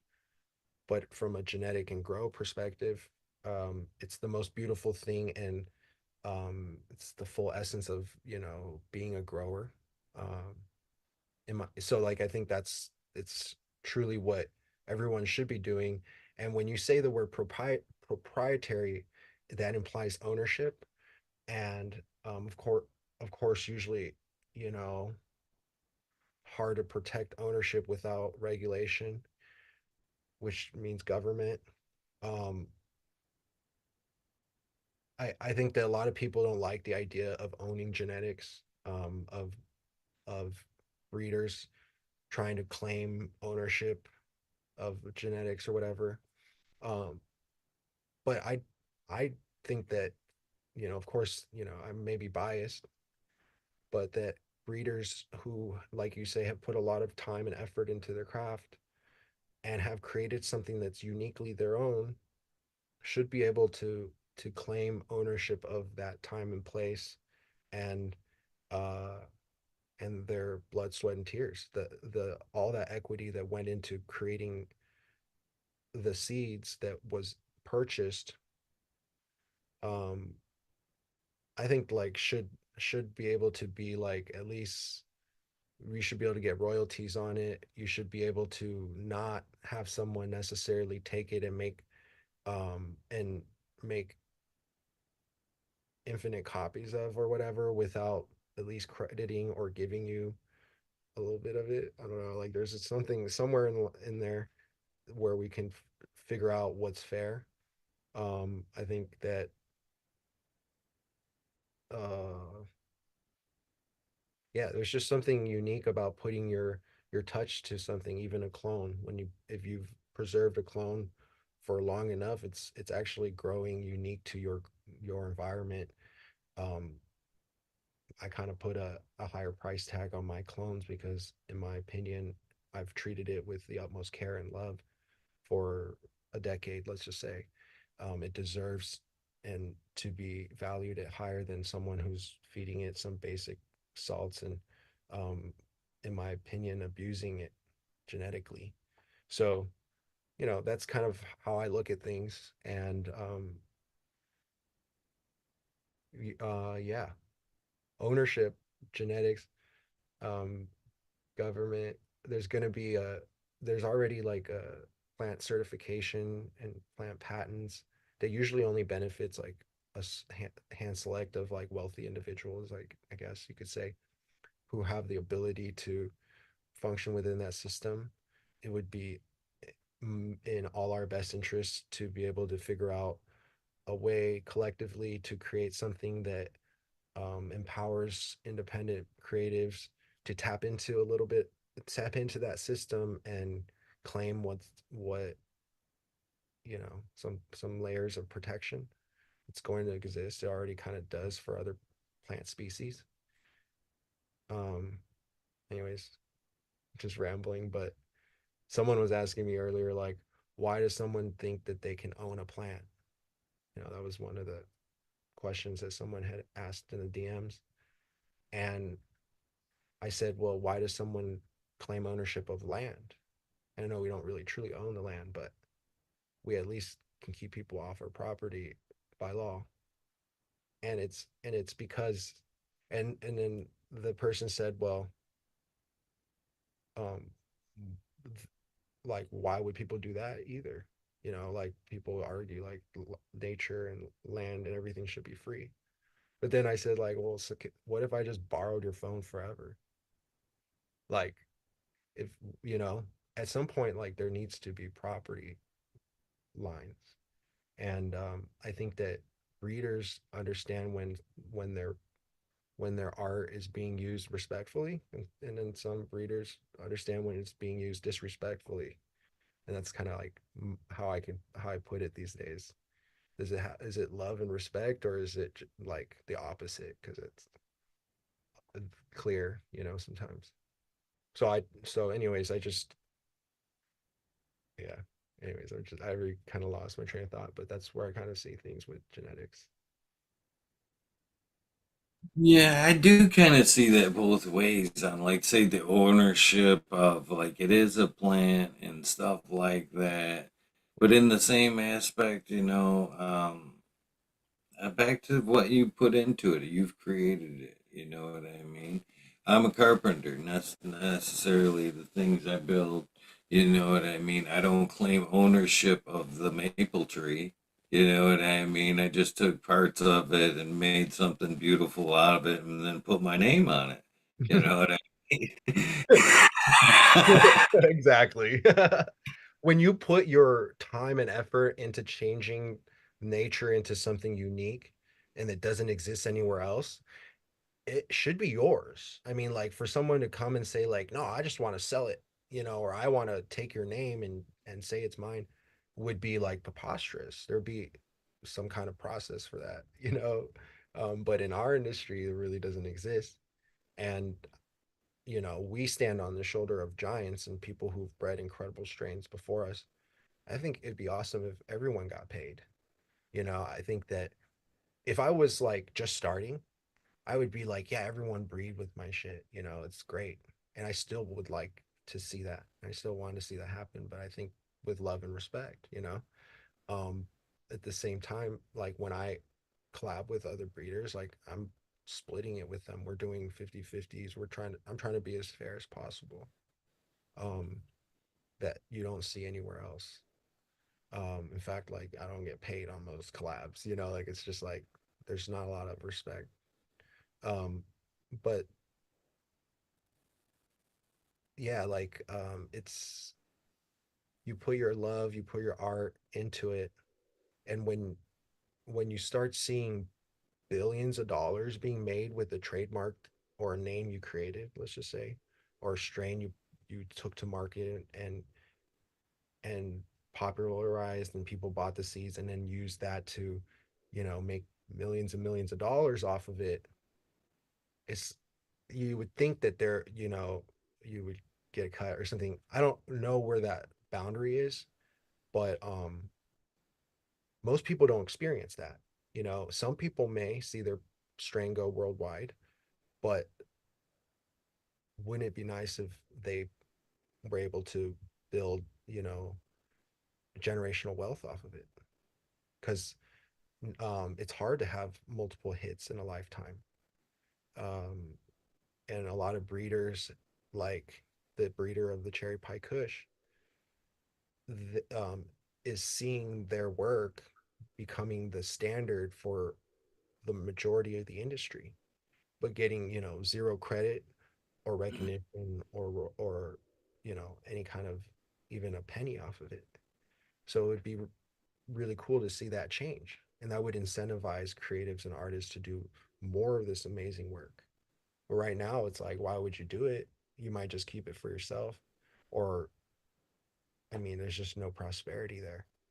It's a lot of it's parasitic on the creative aspect of the industry, and that historically you need to protect that. So Oh, that shit's coming, brother. That fucking shit is coming. And that's one of them things we need to be like a little bit. It's going to be a double edged sword. That shit is going to be a double edged sword, and they're going to try to shove it right up our ass. And yeah, no, that's that's for what I. real. So when you were saying like they got all these laws that benefit, like let's say like a wealthier class, it only makes sense for them to write laws that benefit them. It would require guys like you and I and other people that care to step forward and write and create create regulations, I guess. I hate to even say that benefit our people, our group. How many of our people are really out there? And I know there are, like the Michigan Wheatsters and all the people that stand up at the Capitol. Um, but that's what's required. And like with with the double-edged sword, it's what's coming is going to be predatory. What's coming is going to be detrimental unless we kind of create the balancing factor that creates more harmony, that speaks for our community. If we're not loud enough, or if our voice isn't a part of that conversation, we get washed over. And they're not writing laws for us if we're not a part of the conversation. Very well said. Very well said. That's why I'm saying one of the things. It's going to be a double-edged sword. If we're not part of that process, it is going to bite us in the ass. To go back to what you're saying about the protection and shit, there is 1,000% lawyers that are just frothing to put, that contract, that wording together with all kinds of loopholes and just to see what they can, get away with. That shit's coming, man. That shit is coming 100%. And in a lot of ways, it's going to be great because it's going to be good and bad. That's what I'm saying. It's going to be a double-edged sword. You guys as breeders, and again, as I relate this back to artists, the music industry, you know what I mean? There's nothing wrong with being able to hold rights to what you own, the beauty that you've created. And again, a lot of times it's a cool story to hear, hey, what made you write that song? You know what I mean? They put that beauty out into the world. You appreciate it for what it is. A lot of times you hope to get the backstory of what's in it, but later on it becomes a great tune. You know what I mean? Other artists call that a staple. You know what I mean? Of that genre or whatever, and build off of that through sampling and proper channels, proper, legal channels after that is set up. Unfortunately, we're still in the infancy. You know what I mean? None of this shit that we're talking about is even in place yet. The protections like the music industry has. But I see it to be nothing different than an artist or a music industry is a good analogy for this because you guys should be able to put something forth, protect yourself legally. You know what I mean? I seen somebody in the chat there referred to like the royalties. Okay.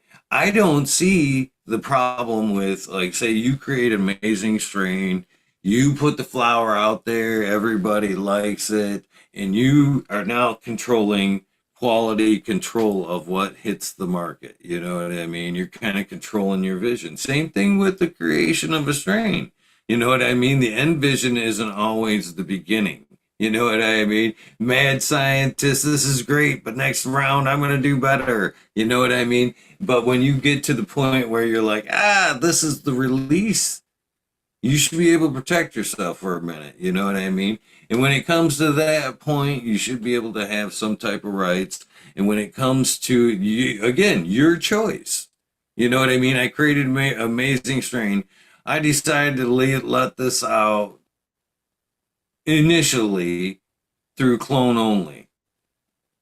Certified clones. You know what I mean? That come from me. So the flavor profile, the whatever I built the reputation off of is the vision. You get nothing less than a certified clone. Okay? And then you should be able to whatever they want them decide the value of that to be. But from then on, just like music, when you buy that CD, that movie, that fucking DVD, you cannot take it home, make 1,000 copies of it, and sell it on the fucking corner. That's copyright infringement. You should be paying copyright something at that point. And you guys at some point should have that protection with your genetics. You know what I mean? You should be able to go into a dispenser and go, let me see the certification on these clones. Oh, no, these didn't come from me. No, I didn't think so.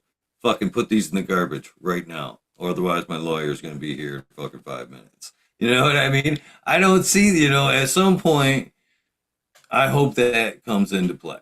Even with that, you could protect the strain, and then even if you wanted it to become public domain, at some point you could release seeds and go, all right, do what you will with the plants you've produced. You know what I mean? Or if you're going to work with it, at least, you know what I mean? Give me a credit on your album. There's a sampling fee. You know what I mean? It's the same as the music industry. I see parallels of what you're talking about, and I hope that it becomes. But I just hope that along the way, as we see in the music industry, as with the slave contracts you talk about, we don't get fucked out of our shit as we go along. The big business doesn't come along and just try to, screw us with wording that we can't afford others people to look at or don't properly understand. I think that you're 1,000% right, and I think you've made all the right parallels between, like say seed sales and album sales, and then being able to, play that music versus being able to reproduce it or profit off of it.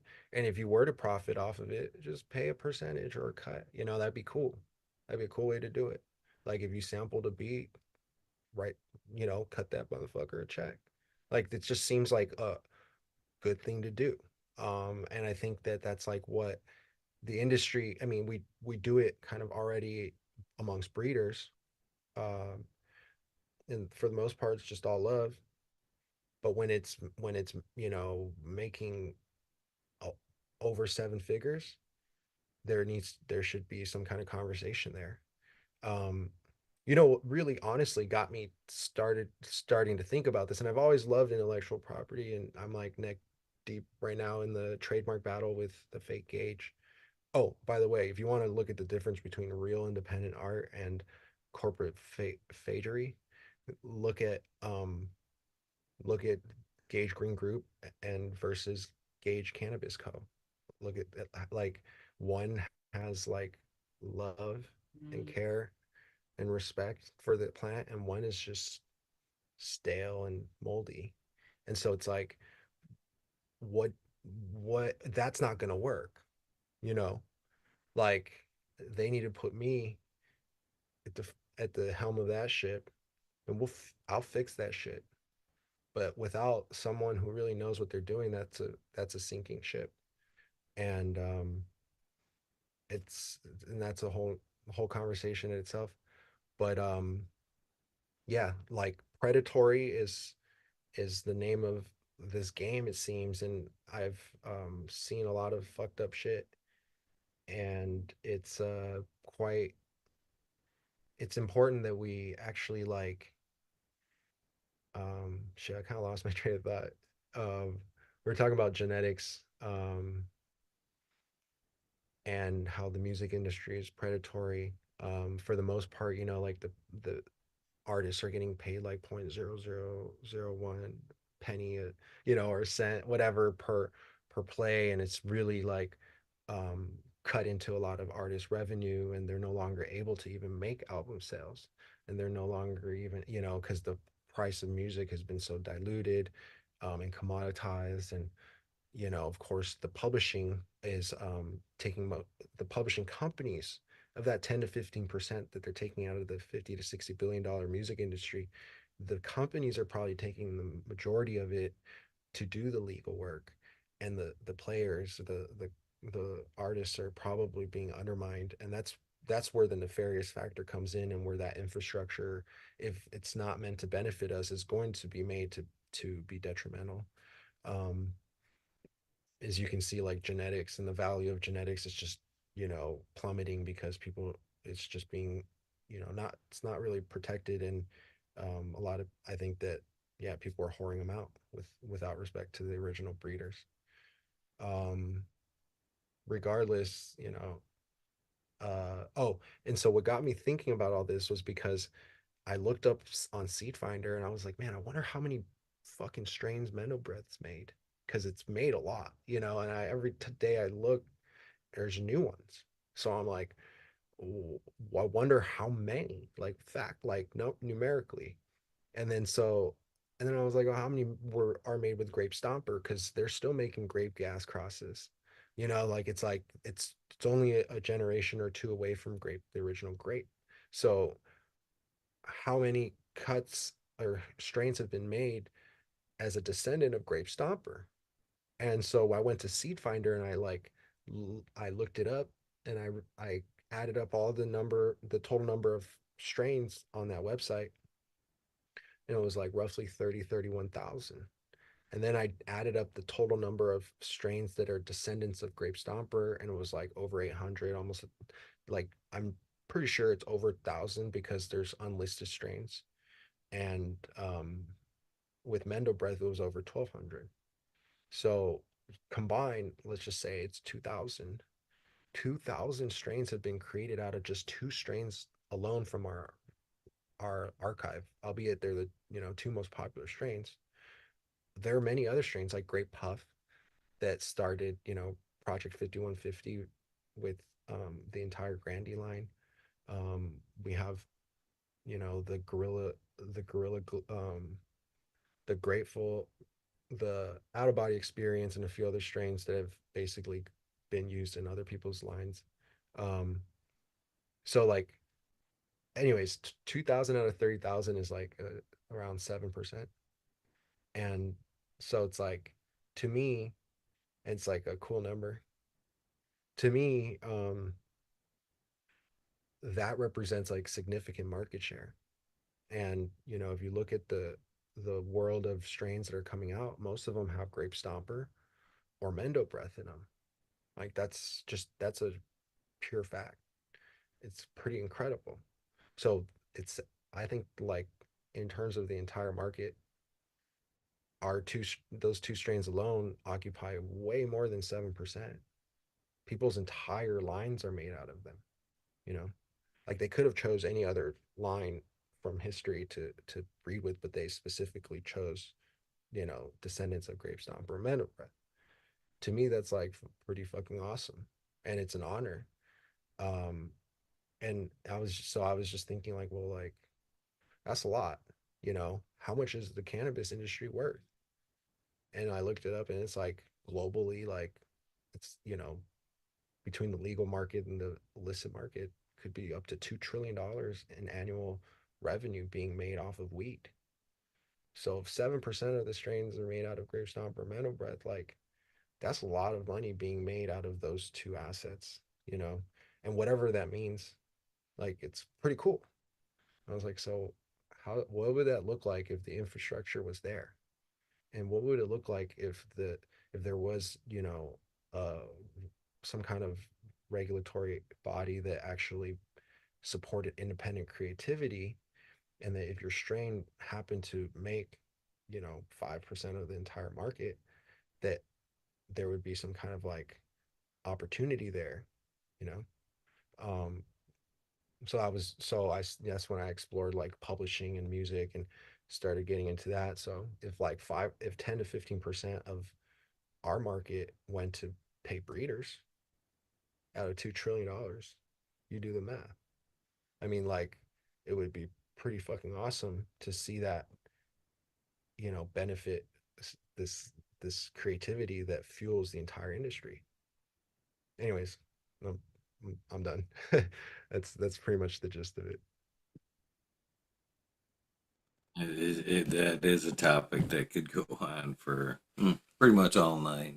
You know, I mean, we get back and forth that one for quite some time, I guess. Um, I guess let's get back a little bit to the events. Well, what do you have? You have anything awesome planned up for this year?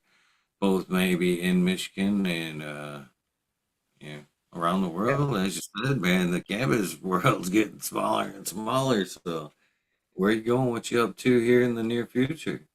yeah, it's really cool to go to other parts of the world and see people that you know, and like buddies that from all over the world gather, you know, in places like Barcelona. We were at MJ BizCon. That was like really fun to just see a lot of old faces. Um, and of course, like putting on the Organic Cup has been incredible. So we, like I said, are going to be doing the Organic Cup in New York and in Michigan this year, later this year. And then, of course, stay tuned for the Big Cloud festivals are making a comeback this year. So we're actually looking to announce something soon. So you're getting a little, you know, preview here. But it's been a tremendous honor to be able to be a part of the Big Cloud team. Uh, and, you know, our collaboration kind of turned into them inviting me to be a part of the team. And that's been an incredible journey. And just like it's a beautiful family and a beautiful team. Some of the brightest minds in cannabis are part of it, and I'm just truly honored to be a part of Big Cloud. So, you know, our goal is to honor the culture, honor the community, honor the warriors, the veterans that have, you know, really put in the blood, sweat, and tears. And of course, even the new guys, you know, and honestly, the best of the best. Like it, I don't want to make it sound like I'm, you know, only pro caregiver and I don't support the licensed companies that are doing, you know, true, honest, good work. I think that they exist, and I think that there's becoming more and more. And I'd like to see them prosper and continue to grow incredible medicine and get better and better. So, um, yeah, we just want to honor people that are doing the best work in cannabis. And um, yeah, hopefully that inspires our community to keep prospering, and we can create a strong enough community that we can fight off the um, dark forces. Yeah, I'm kind of glad you brought up the big cloud thing. That kind of brings us a little full circle there. Yeah, well, I give a shout out to a big cloud because they were one of the ones that did kind of pick up the ball there as COVID and shit was putting a big kibosh, on everything we were building as far as get-togethers, social cannabis, and whatnot. But it was cool because that's the first place I met you. Uh, and it was a Big Cloud at one of the first events. I think it was Heady in the Clouds. I think they called that event where Mendo Doe We met in played. no, it You, was Mendo in the Mitten. there you go. Yeah. It was a good one. Yes, very good event. And I want to show you this because I seen your photo the other day. And again, back to the community thing. The other day, this is it could have been taken like right after your Oh, photo. Same day, almost like that same little locale, but yeah. definitely the same fucking day. And I hope people do more of this right here because I've decided to take a lot of the digital moments that I have and call me old school, fucking sentimental, whatever. And I've started fucking printing them out, putting them on the fucking wall where I can fucking see them and shit like that. But what I'm saying, back to the community shit, it's cool to walk around and take that snapshot with like a lot of people that we respect in the industry, but take pictures of the fucking people you're with, the group. You know what I mean? The moments. So you can have these for later on and go, I remember that day. It was fucking awesome. Secondly, this is a great idea that somebody could steal from me. I didn't make it up, so I don't mind if you use it. When you go to these events, like this one, it's signed by Mendo Dope. Let's bring back the fucking like high school sign my fucking shirt thing. You know what I mean? All the cool motherfuckers that you run into and shake hands with, be like, hey, you mind signing this event shirt? You know what I mean? So they have the picture, or they can look back, or wear the shirt. You know what I mean? I have a lot of cool shirts that my kids signed for me. People have signed for me, but bring back some of this. The beautiful memories I see in chat there by Amy. Bring back the beautiful memories, so they help you hold on to them. So life Mm. goes fast. Sometimes we forget about that shit until we're forced to open a drawer, put that shit on, look over at a picture, or whatever. And you know what I mean? Cherish that shit. That's all I'm saying. These events do mean a lot to us and have meant a lot to us over the years. You know what I mean? And I thank you for, making a lot of these moments special for us. You know what I mean? There's a lot of people that watch this show, and it's tough for shows, communities to build things to do.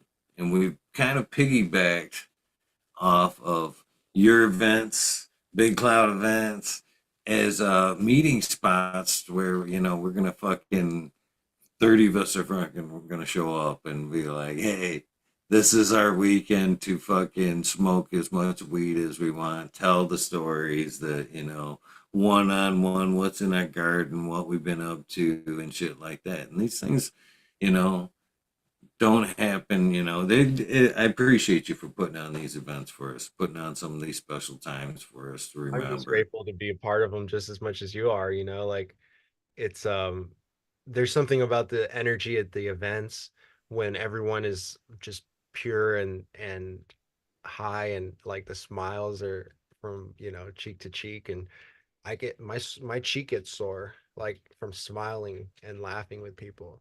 And I think that's the experience and the energy that we strive to create with everything we do. And oh, and shout outs to Hazy Holes. We do have a production this upcoming Monday in at Orchard Hills Country Club, Mhm. and that's going to be a great golfing event.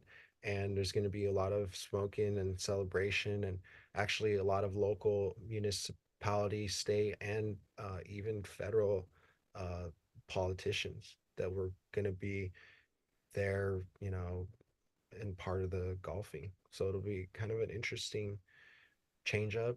It's a great opportunity to network and meet a lot of industry people and even politicians. So that's going to be something new for me, and kind of excited. So hope to see people there. And we're going to be bringing our seed bank and doing a little dab bar. So it should be fun. Well, it sounds like a fun day, that's for sure. And again, back to one of those things of people getting back to um, the sub things that kind of bond us together there. You know what I mean?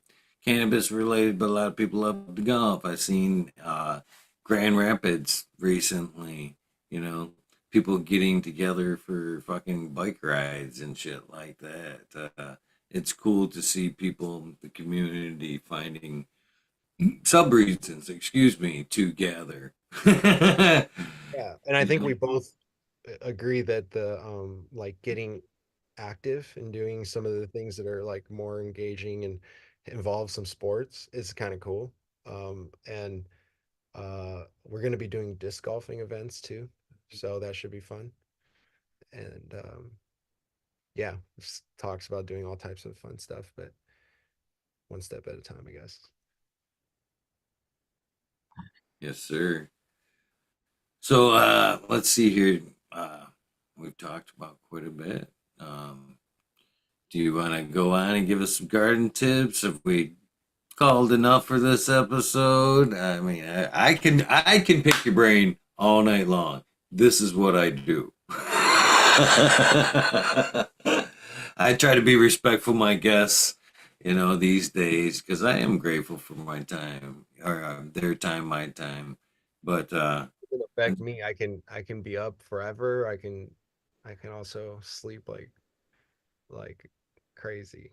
But I do appreciate you and your time, and um giving me the platform here. I think we've definitely talked about a lot. I think, maybe we can talk a little bit about like the whole trademark issue, um, with the fake gauge and cookies coming after my brand, because it's all kind of coming to a head, and we're entering the trial period of our U.S. Patent Trademark Office opposition against, you know, canopy growth, essentially, or the fake gauge. that that's like I would say probably a kind of like a rebrand. And yeah, that you want to talk about that? sure, absolutely. What is going on with that? How long has it been going? And it sounds costly. Anytime you talk about doing anything in court, that shit ain't cheap. Yeah, it ain't cheap, I can say that. Like, I mean, I've represented myself, so I've saved a lot, I guess you could say, just doing a lot of the my own paperwork, my own filings, writing a lot of the documentation and the file, that goes into the filings. But I also do pay for expert legal work from through my buddy or my lawyer, Rexford, and he runs T Rex Law, and they specialize in trademarks. and he's like the most active lawyer on the trademark opposition board. So I highly recommend him. We have faced together the largest law firm in the world. And I'm not talking about like, oh, the biggest one in our state. I'm talking about the largest in the world that they hired to represent them, to protect them against, to def- to like stop me essentially. Like there's nothing there to defend. It's a complete sham. There's uh, it's essentially like, came way after us. And by all definitions of the book, it's just, it doesn't have legal precedence. But what it does have is formerly $8 billion in capital. Canopy Growth was given $4 billion from Corona, which is funny because this all happened during the coronavirus era. But Corona, aka Constellation Brands, gave them 4 billion, and they became worth 8 billion on the public stock exchange. And Canopy Growth created a company called Wolverine and Radical and a bunch of other subsidiaries that then created a company called Gage.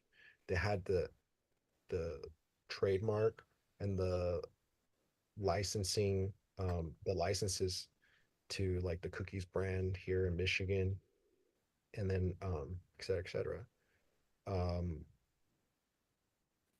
when I would they basically, a third party, when I was facing 19 years in jail, offered us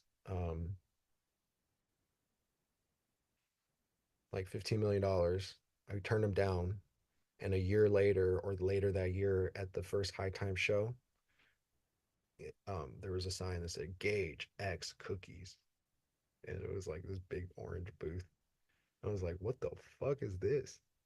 And they took our booth because I had gotten a booth like 3 months in advance, and when we got there, they said we didn't get one. And but basically, what had happened was this fake Gage. There was the first instance of confusion there. And trademarks are based off of like likelihood of confusion. So if there's likelihood of confusion, then there's infringement. And let's just say like I have hundreds of like screenshots and evidence of like where people are literally confused as fuck between us and them, going there thinking that it's us. And they carry our strains, like they'll have like Florud or Mendo Breath or Grape Stomper strains there, and they'll I have screenshots of some of this, and they basically, like, people can't tell the difference. Of course, like, the real people know, but it's created a lot of confusion in our business dealings, and been a thorn in my side. So basically, like, when I saw that, I was like, I filed for a trademark opposition. This was like in 2018 or 2019, and we've been fighting. And yeah, I've been self representing myself and paying for this trademark battle for basically 5 years. And it's one of the longest running oppositions on the board. Um, Most people settle, I guess. They don't really tend to settle with the Goliath.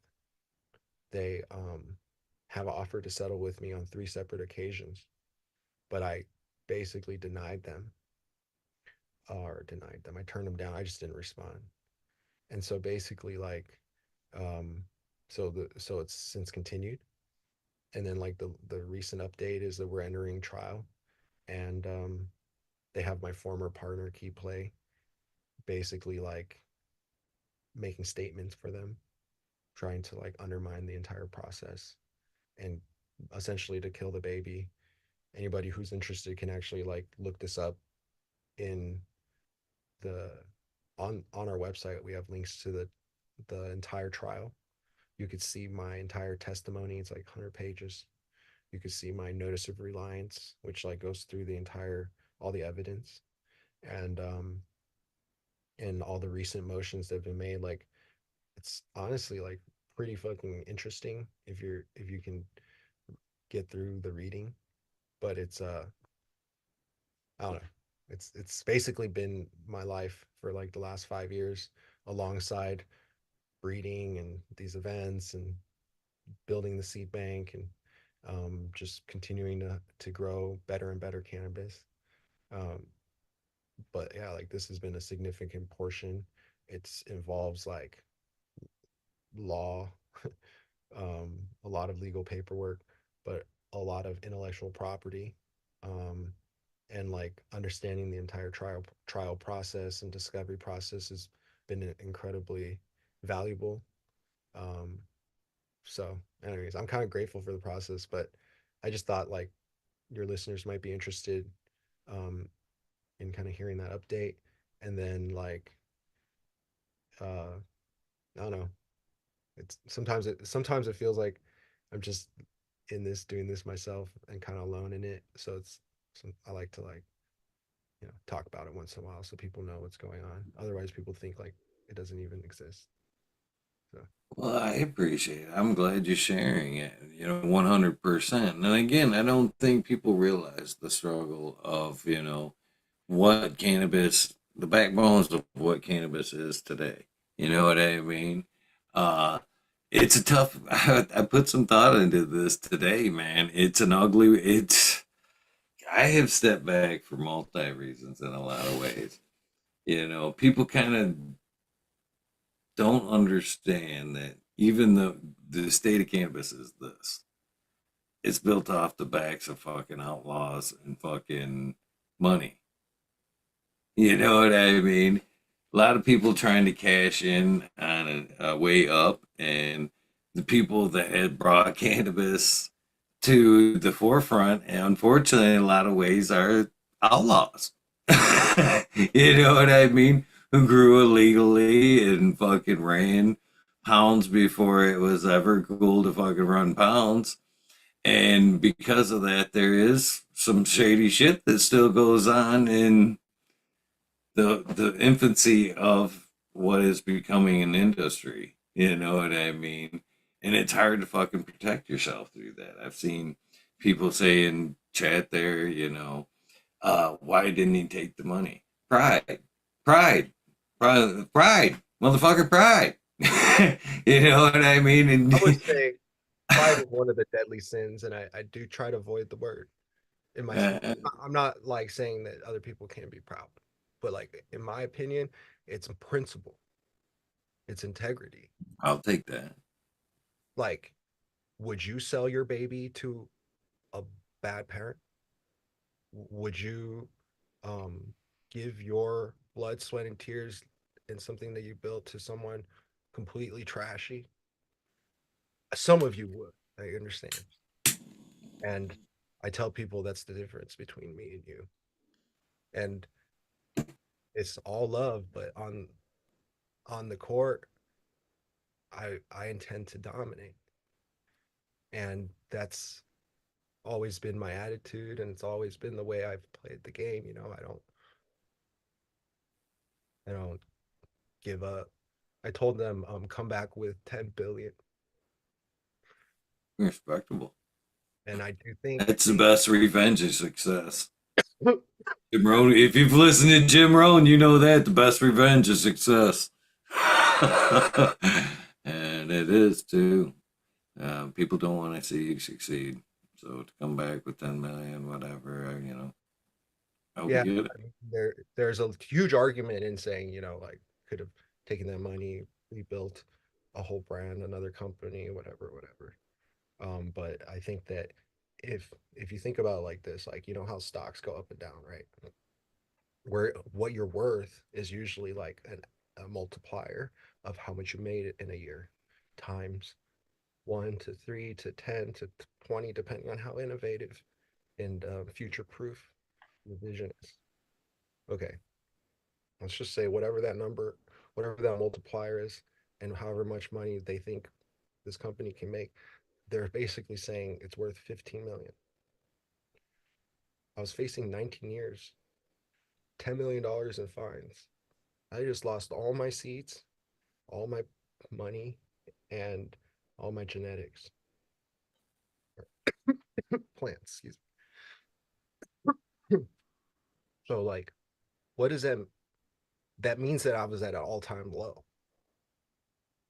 If I'm worth 15 million at my lowest, what does that mean when I'm not facing 19 years? Ask yourself that, ask yourself what 7% of a $2 trillion industry is, you know, what that potentially equates to. Even a fraction of that could potentially be, the value of my brand for all the hard work and true market share that we can calculate. Not many people can say this. Uh, I've actually been told by other people that are in the billionaire category that my company is worth billions. Just not fully realized. And I intend to see that through. Um, it's fucking been crazy, like just fighting these battles like on my own. But I can't see any other way, I guess. This is just how it's always been. But what I was gonna say was like it would seem like people will do anything that they can get away with. Like when you're saying like it's all outlaws, they will fill in they will do anything they think they can get away with, and they will do anything to you that you let them do. So it's like been so like I always say like I've had to claw my way out to where I am because like people have been stealing from me hundreds and hundreds of thousands at a time in wealth or in just like in overall prosperity from my life, like all the time. Um, to where it's like when I talk about it, express my concerns or like what I'm going through, people are like, "Man, you have so much drama or whatever." But it's not. But it's like honestly just shit that uh, it's just like shit that's happening to me in real life, in real time, and it's a vicious industry. And if any little bits of what I've said has like resonated, you would know like it's not the normal everyday life of someone to just get beat up on the side of the road or raided, or like canceled or whatever. Like it's a, but it's just like it's been my experience, and you know, I'm here. I'm an open book. Like everything here is what you see, and Speaking of an open book, you are putting something together there. Where do you find time to be an author? Tell me about the book. our third edition. So like we've actually gone through a few renditions, and the book is called Gauge, and it's called the subtitle is the Guide to Human Potency. And so like it's another example of something that I like harnessed from our cannabis world.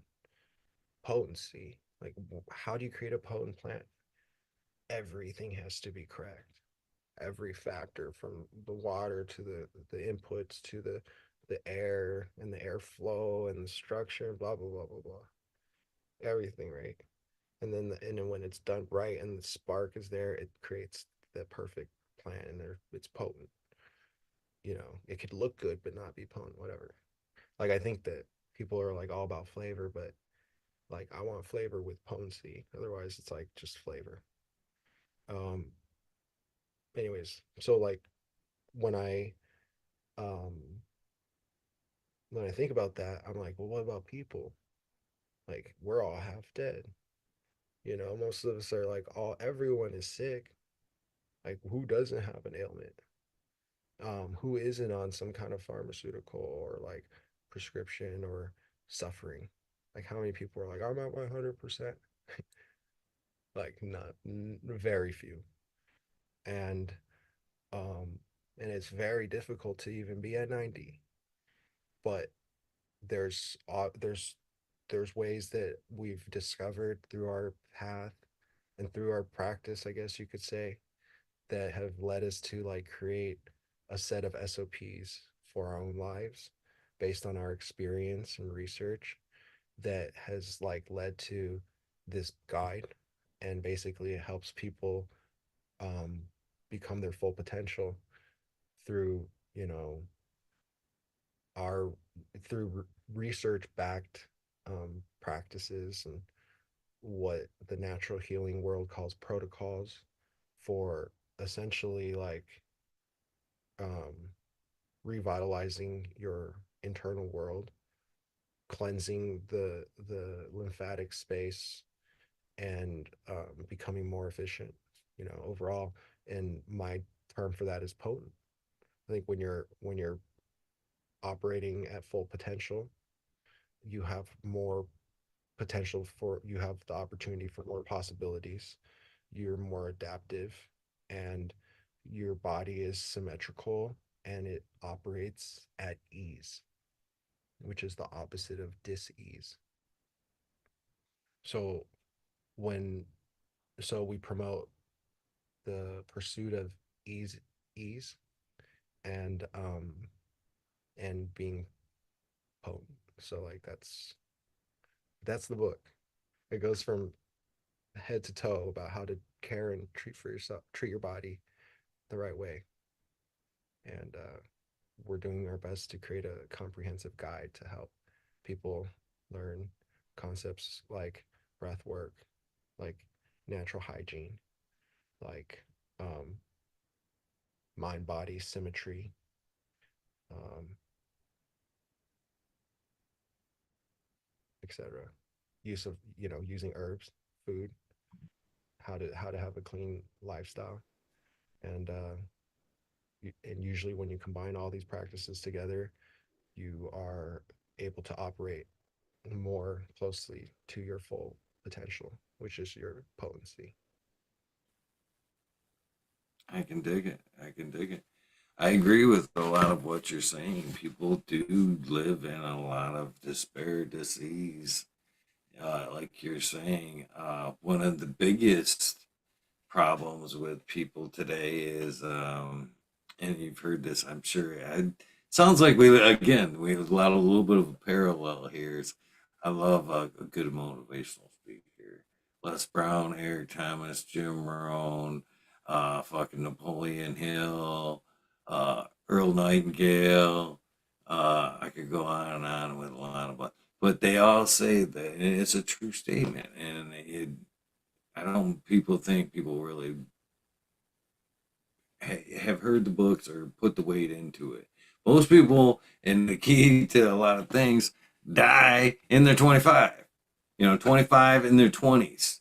They settle into a fucking shit job or whatever. And you know what I mean? They just kind of give in to the system. They don't chase their dreams anymore. In that process, they lose their fire, their creativity.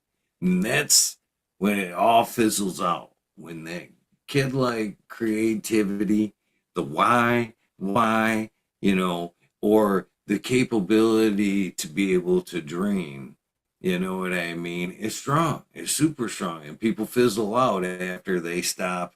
They get stuck in that 9 to 5, or they've been stuck, you know what I mean? They've slowly moved up into a shitty job and feel trapped.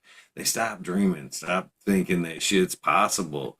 You know what I mean? And in manifestation and shit like that, which I'm a huge proponent thereof, um, you have to be able to see shit, man. Any kind of goal, you got to be able to see it. You know what I mean? You can't just, Yeah, and people that dies in them are very early on when they get stuck in jobs, which I think kicks off necrosis. The diseases that yeah. you're talking about, the slowly decay of happiness, potency, if you like you're saying.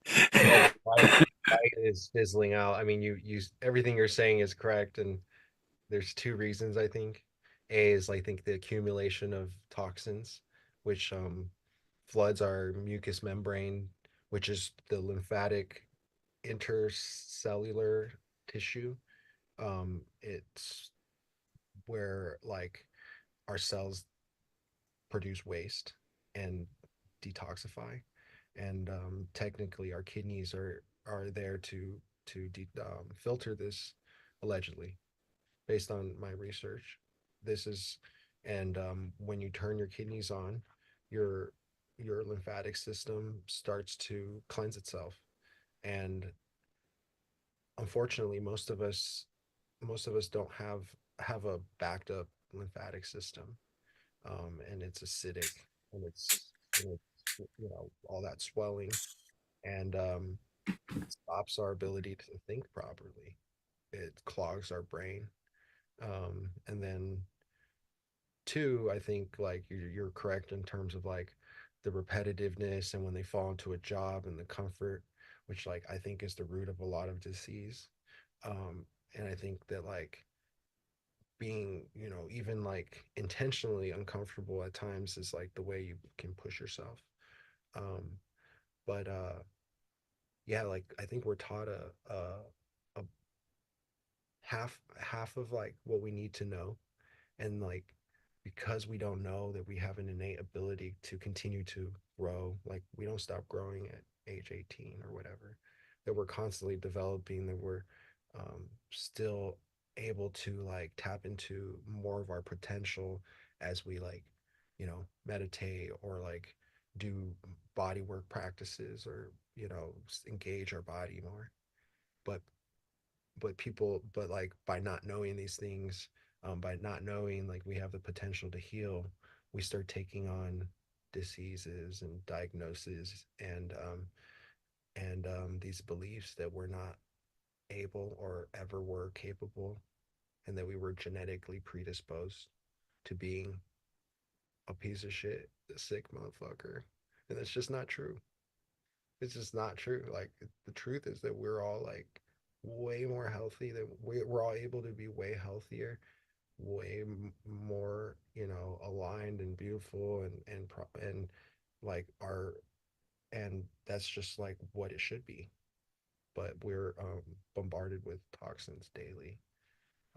And so like part of our mission is to like provide products that are as clean as we would, as we could possibly make them, to make products that are truly beneficial from beginning to end, and then make that accessible for people in dispensaries and sh- shit like that. That's like that's the vision, because most when I go to the dispensaries, the healthiest product there is toxic. Like I wouldn't take it. So I would like to be the change and in that. You have your work cut out for you. You have a lot of work cut out for you, my friend. I just feel like I was born for this shit. Like I mean, like that's what this industry needs. Is like some real stuff that's good for people. And right now, like no one knows how to do it.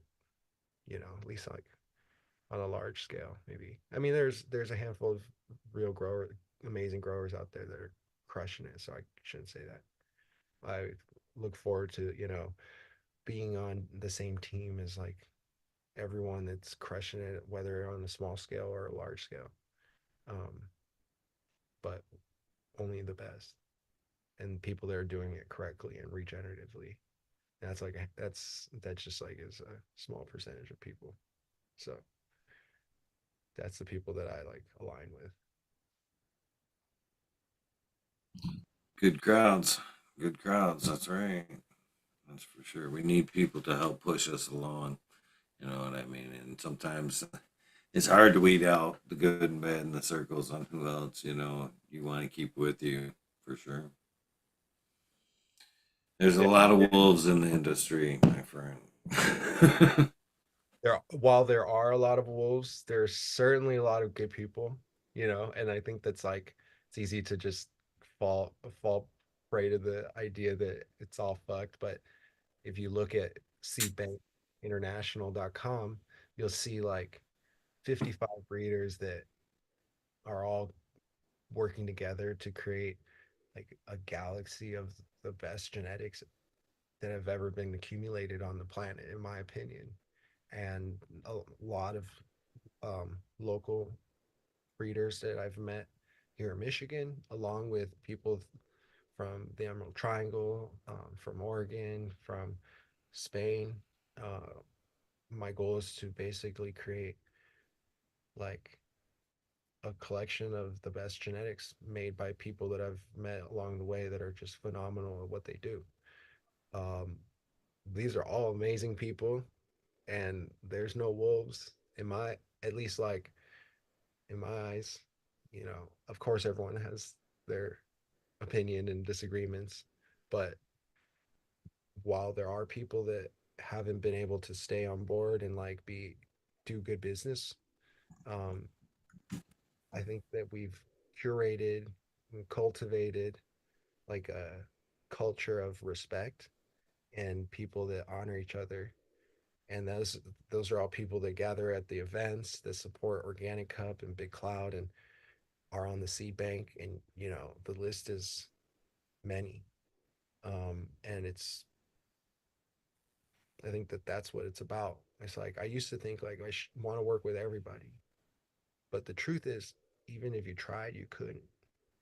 But by like putting as much love and focusing on the people that have like really given back and have been good to me, like I've been able to create something that's like infinite, and our pack is super powerful. So I highly encourage, your guests to check out Seed Bank International. We carry guys like Mendo Dope Boys and um, old school breeders like Top Dog. Um, we used to be called Seed Bank for Humanity, but after I got rated in 2017, I changed it to Seed Bank International. Um, but when we were Seed Bank for Humanity, I carried like I was the brought seed junkie and dying breed to the market, and we had like a really poppin' seed bank. And so since then, I've been able to rebuild it, and it's been a real privilege to have like all these amazing breeders supporting the cause. Um, yeah, definitely check it out. It'd be, really cool to have people join the community. And we're going to be creating a Patreon that gives people, exclusive VIP deals to and access to all the genetics on the page, as well as our tester program. So stay tuned for that too. It's that's pretty cool because it is harder and harder for breeders to get a name out there. What they're working on for sure, without having to go through the process of setting up their own websites, and every foothold they can get is, I'm sure, greatly appreciated.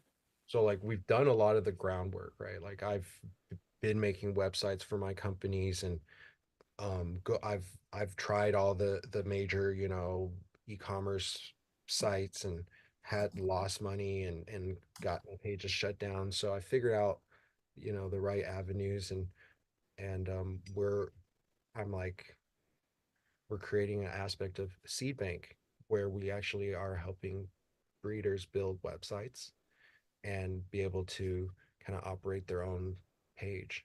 And I think that that's like incredibly valuable, and it's something that can, breeders can reach out to us for that service. Um, but the seed bank essentially itself is a drop shipping and fulfillment site that gives breeders access to, you know, being seen on a global stage, international platform, where there are just like where our goal is to create as much value and original, um, as much value for our breeders as possible.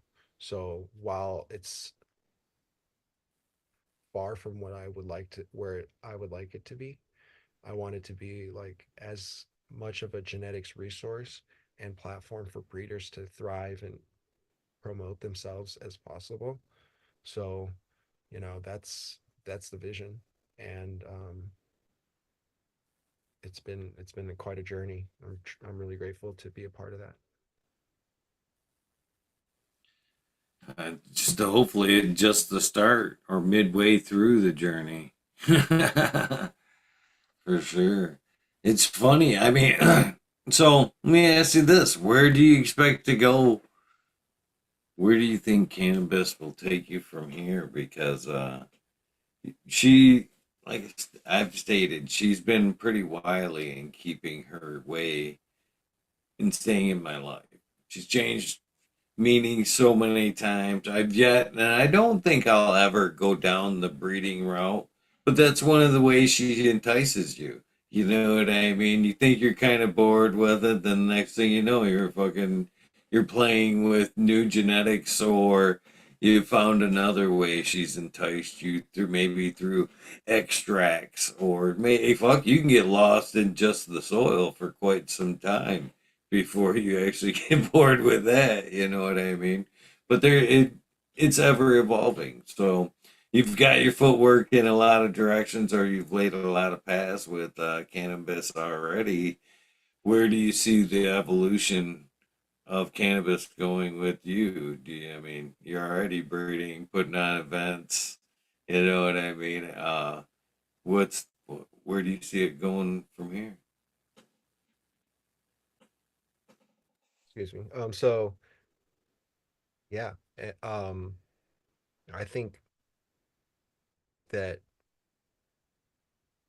definitely like my goal is to just do everything better.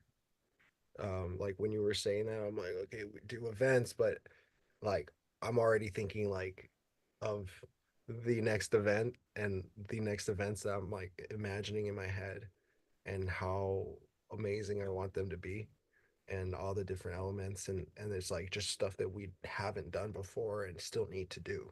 There's still so much art that needs to be created. There's this like entire immersion into like healing that needs to be done. There's a book that needs to be written and finished, I guess, and published and printed and there need and promoted and there needs to be talks made and there needs to be uh, products moved, you know, and honestly, like I like to set up our brand in a licensed space so that we can promote and produce the best products in that world.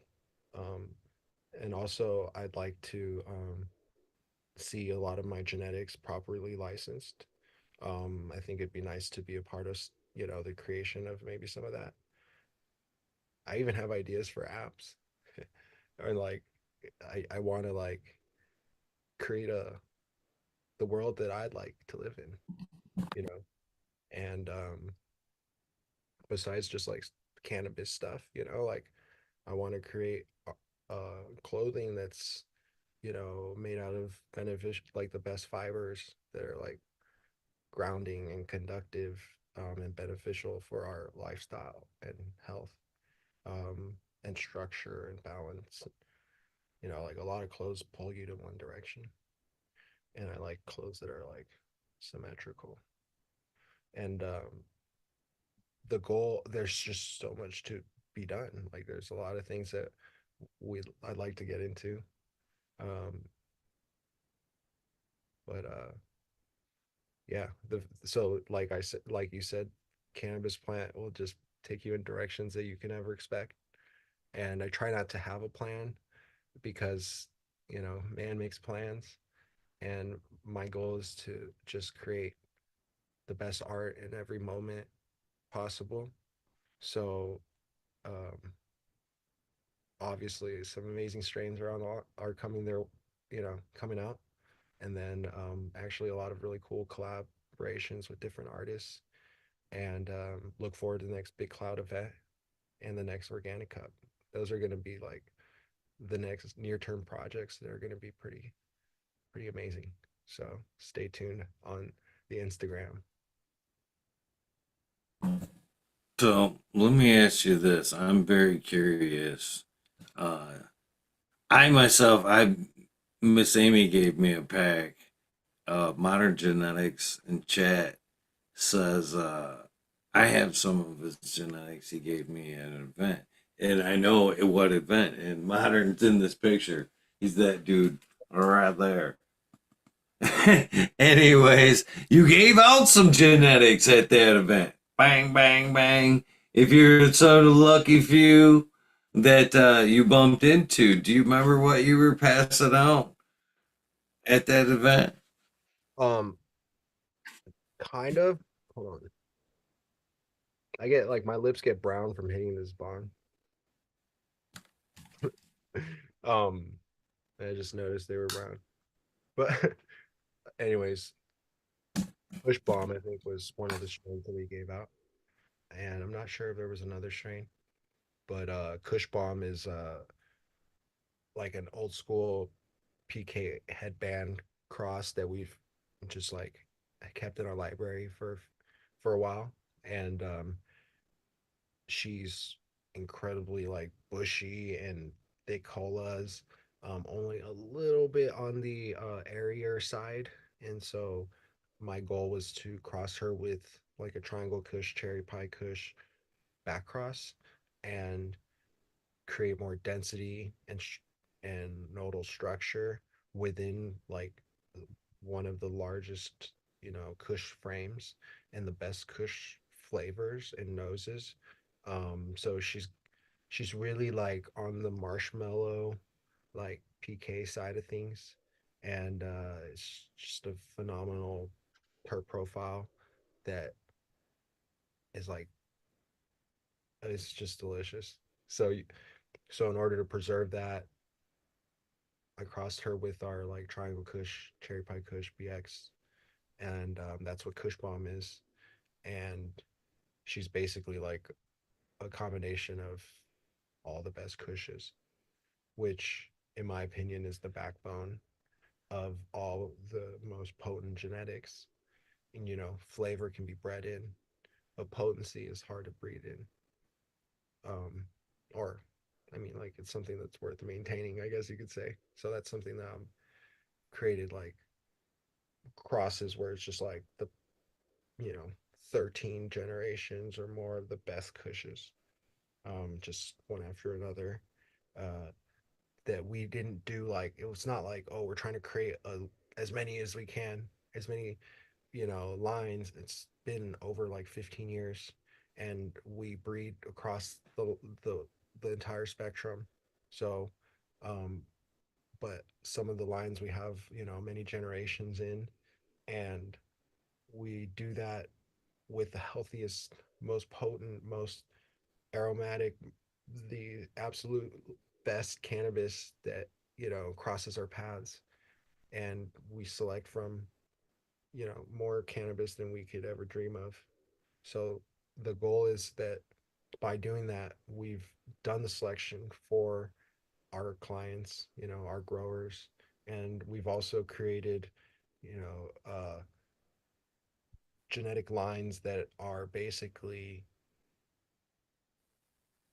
nobility of cannabis. It's literally all the best cannabis, um, in a row, but not in any kind of weird inbred way, but like with diversity and proper regular breeding and proper selection. We've honestly created very stable genetics that are outstanding in every seed, and I think that's why uh,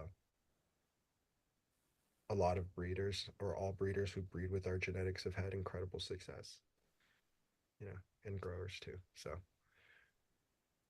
I don't even know what I was talking about, but thanks for letting me ramble.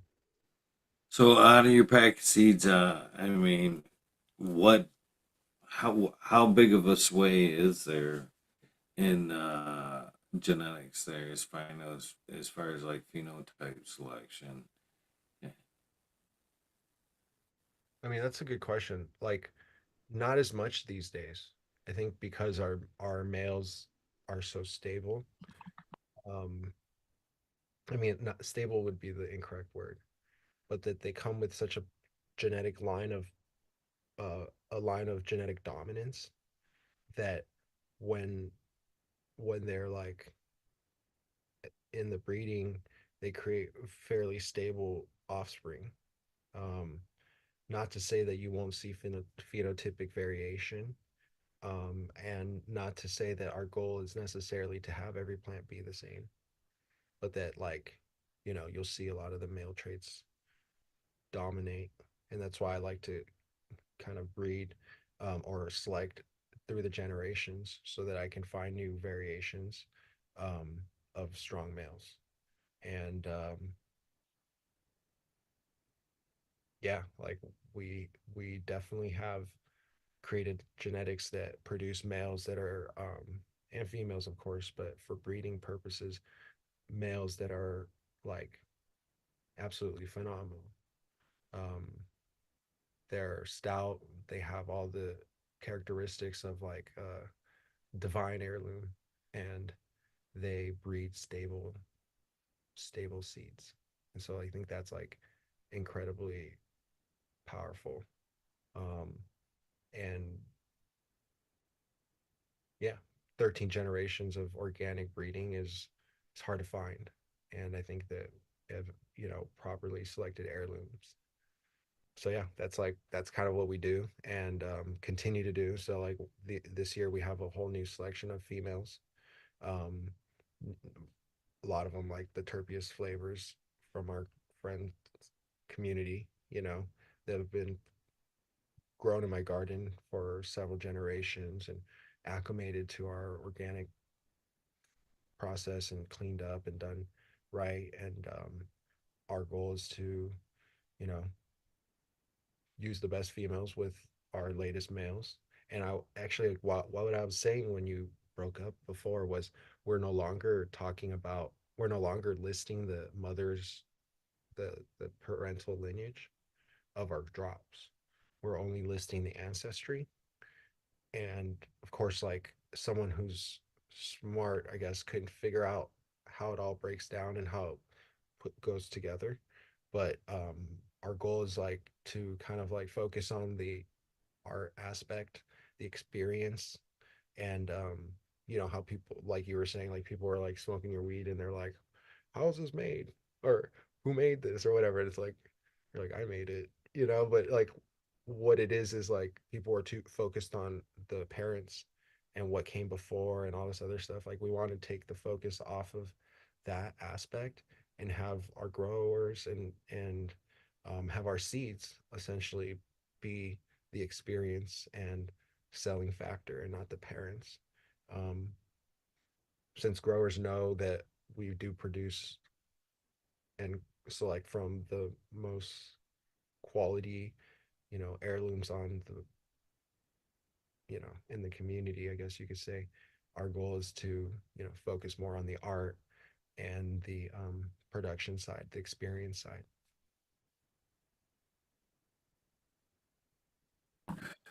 Would you say, I know there's the price of the pack of seeds, people, it's back and forth. And I'd say a lot of people would say your genetics are like in some cases deny the designer, or would you call them more uh something that the serious breeder would want to enter in their toolbox, not necessarily entry level, you know what I mean? Uh but more of something you're looking for more that's more stable right off the get to add to your kitchen, your seasoning. You know what I mean? They're all going to be stable. um a lot of the stuff that is more expensive, I guess you could say, is just more, is a unique line, or is I have less of. So it's a smaller production. It was a time and a place. It might have been a smaller plant, and we only choose the best, healthiest, ripest seeds. So we're getting rid of all the others. So like we actually don't harvest a lot of seeds because we want to focus on less is more, I guess you could say. Like I only pollinate fewer, and then also, so as to focus on the development. But so sometimes I don't have a lot, and the goal is to create something that's like a unique thing. So when it's more expensive, there's less people that have it. Usually it's, I like, for example, with the recent Dragon drop, the Dragon part one, two, and three are all creations from our fortune teller Zoltar selection, and it's like a phenomenal pheno. And like you said, it's kind of proprietary because it's a unique cut and we love it. We've been babying it for a while. And so all the seeds from it are priced at accordingly, and they're one of a kind, and they're, you have to pay to get it. Otherwise, you kind of can't experience that fortune teller.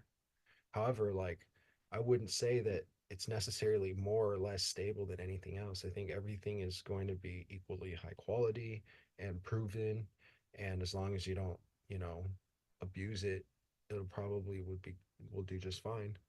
Um,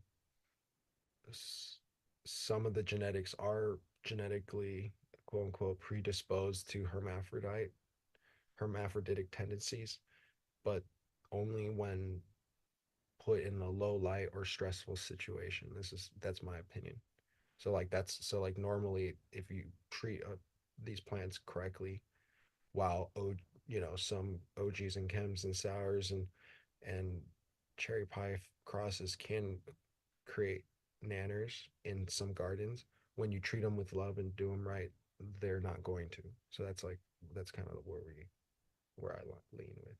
And so like I work with these plants and they don't do that, and they perform well. Um, and so yeah, that's that.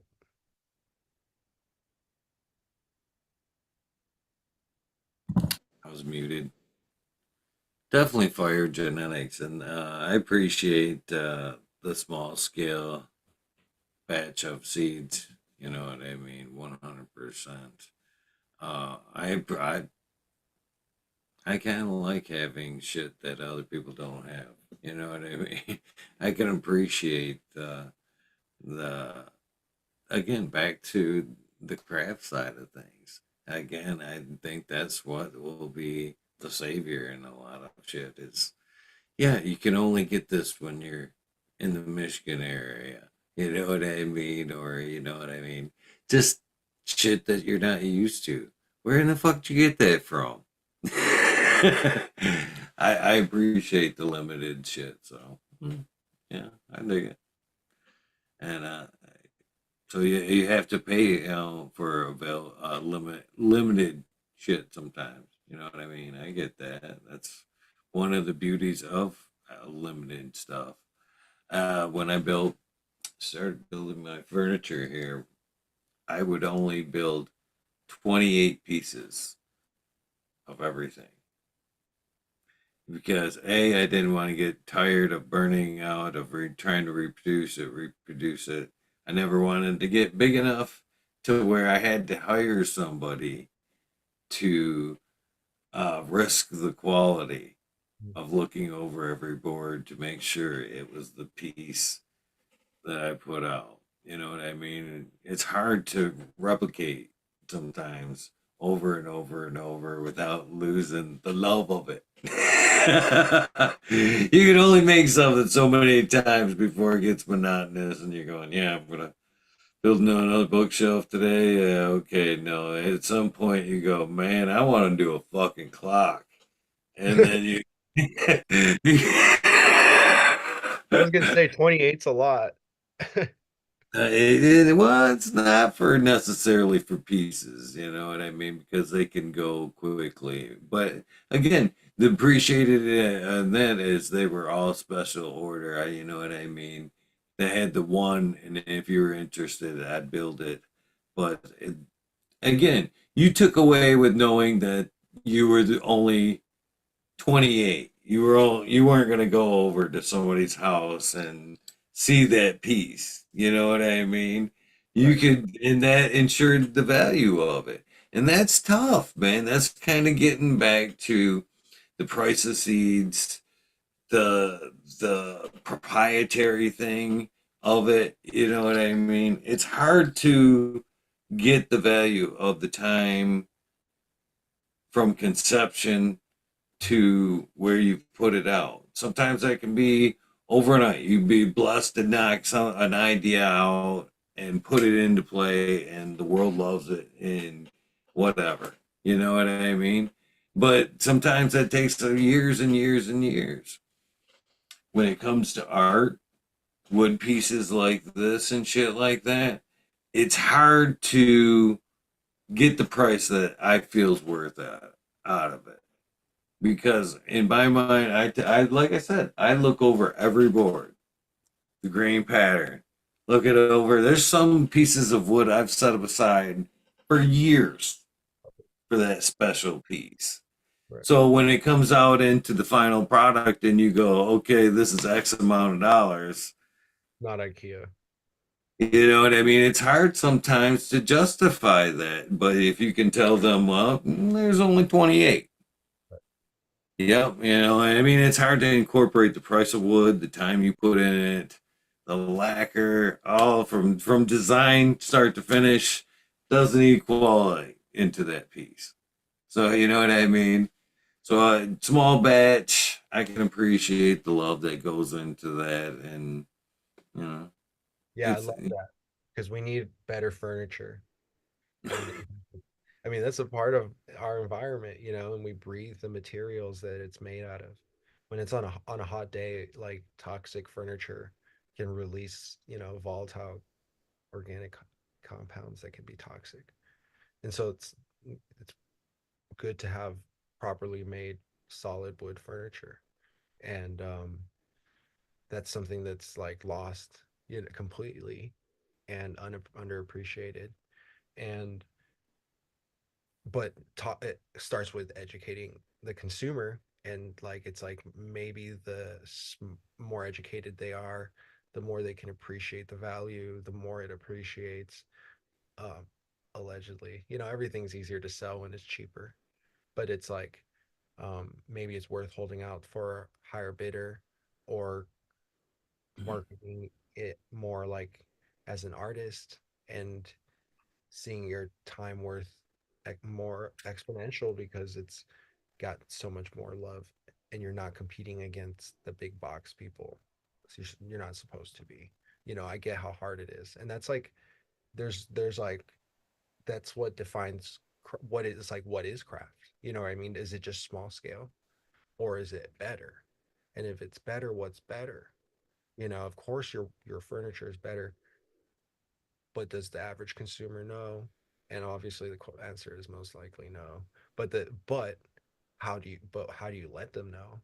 Or that's the question. And it's like, um I like studying like high end art, and I know furniture is a huge world, and I know like, high fashion is a big thing, and it's like people pay big bucks for things that are, I guess, a little avant-garde, or um, just like a little different. I don't know what it necessarily is, but my goal is to like introduce some of that into cannabis, right? Like, in order for us to be craft, we need to be either limited, you know, or high end, or high price, which is worthy of a high end product. Um, and I think that, like, in all the above, you really need to check all the boxes. It needs to be well made. It needs to be well presented. It needs to be art. It needs to be uh, exact, and it needs to be better. And then it needs to be placed in front of the right people. And that's Oh yeah, it kind of goes back to what you were talking about with the rollouts. I call it like the strain rollout, right? Like, some strains may can make you a lot of can go farther. I don't like to put things in terms of money, but it's like, and then some strains, like, let's say they just peter out, and they just don't really gain the traction, and they could be better. It could be better. Let's just say, they could be equally as good, but one strain takes off because of, the time and the place and who was involved, right? And the excitement around the people and the strains, oftentimes the parents, um, and the name, story, all of it is kind of a part of it. And the we've obviously created a lot of narratives and strains, but it's like, how do you create the one that actually doesn't get have you don't show up to a show and there's someone has a clone next to you, or you don't show up and find out like your $250 strain is now like being sold at $70. um you know that could happen really quickly. It only takes one purchase for someone to do that. So if that happens, um how do you prevent that? Maybe 250 is too cheap. I'm just saying, you know what I mean? Or maybe you just let it happen and be grateful for it. But like, at what point is it, it's all strategic. Maybe it's better to come out at $50. Like there's a there's a huge, you know, value proposition for lower price seeds right now, especially with the way the economy is. Um, People think like, oh, just because it's expensive, like that I'm like greedy or whatever. But really, it's actually to me a challenge, and it requires that I produce the highest quality material I could possibly can, that I could put my name on, that I could stand on, and that will elevate people's gardens, and that's the goal. Um, so it's kind of like, try. I would suggest like people try selling their seeds for more. It's like, it's a good thing. What I would warn people is that it would be it's just difficult. It's harder to sell the same amount of seeds for more. That's like the law of supply and demand.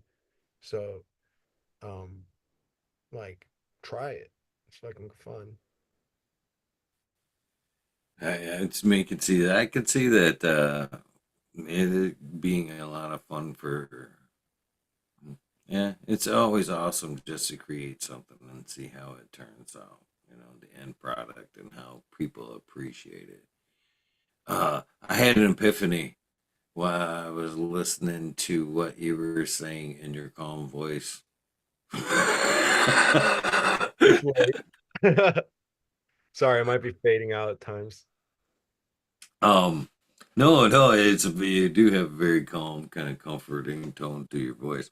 Um, but yeah, I do see a lot of parallels in what we're talking about and the markets. Therefore, um, it's happened again. It's happened. I've come full circle in my life. That's what the epiphany was. That I've come full circle with a few things and why I'm trying to now somewhat blend the two because it's happened twice now. Literally happened twice. I just fucking realized that it's happened twice.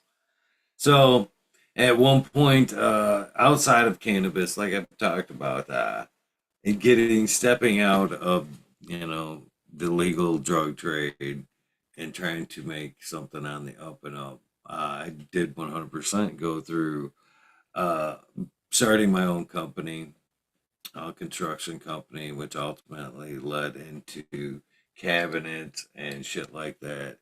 And it got disheartening. It got disheartening. I was working for myself. I was framing houses, and when Michigan finally became legal here, and with the medical market, and I seen the opportunity to take the illegal grow and turn it into a legal grow. So I took on as many patients as possible and tried to make that switch. You know what I mean? I was very frustrated in producing very nice pieces.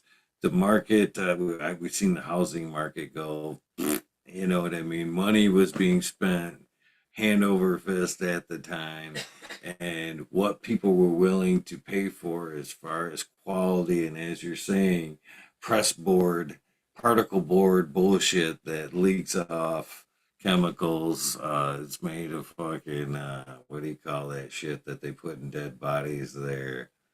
Embalming fluid, basically. Yeah, and so it got disheartening.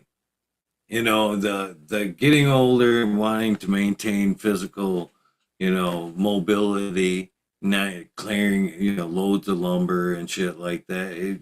Most of the people I see in their later life that go on that trade are fucking crippled. I didn't want to do that. I wanted a great quality of life. And cannabis has always offered me a better quality of life. At that point, it was a dream. We all wanted to fucking make that switch into the green rush. And you know what I mean? If we could get it, they are constantly still taking that. All of us wanted to pay taxes and do everything we could to be able to play in the game and get into the matrix. And then cannabis kind of has done the same thing to me as the woodworking did. You know what I mean? Nobody wanted to pay for the quality shit anymore.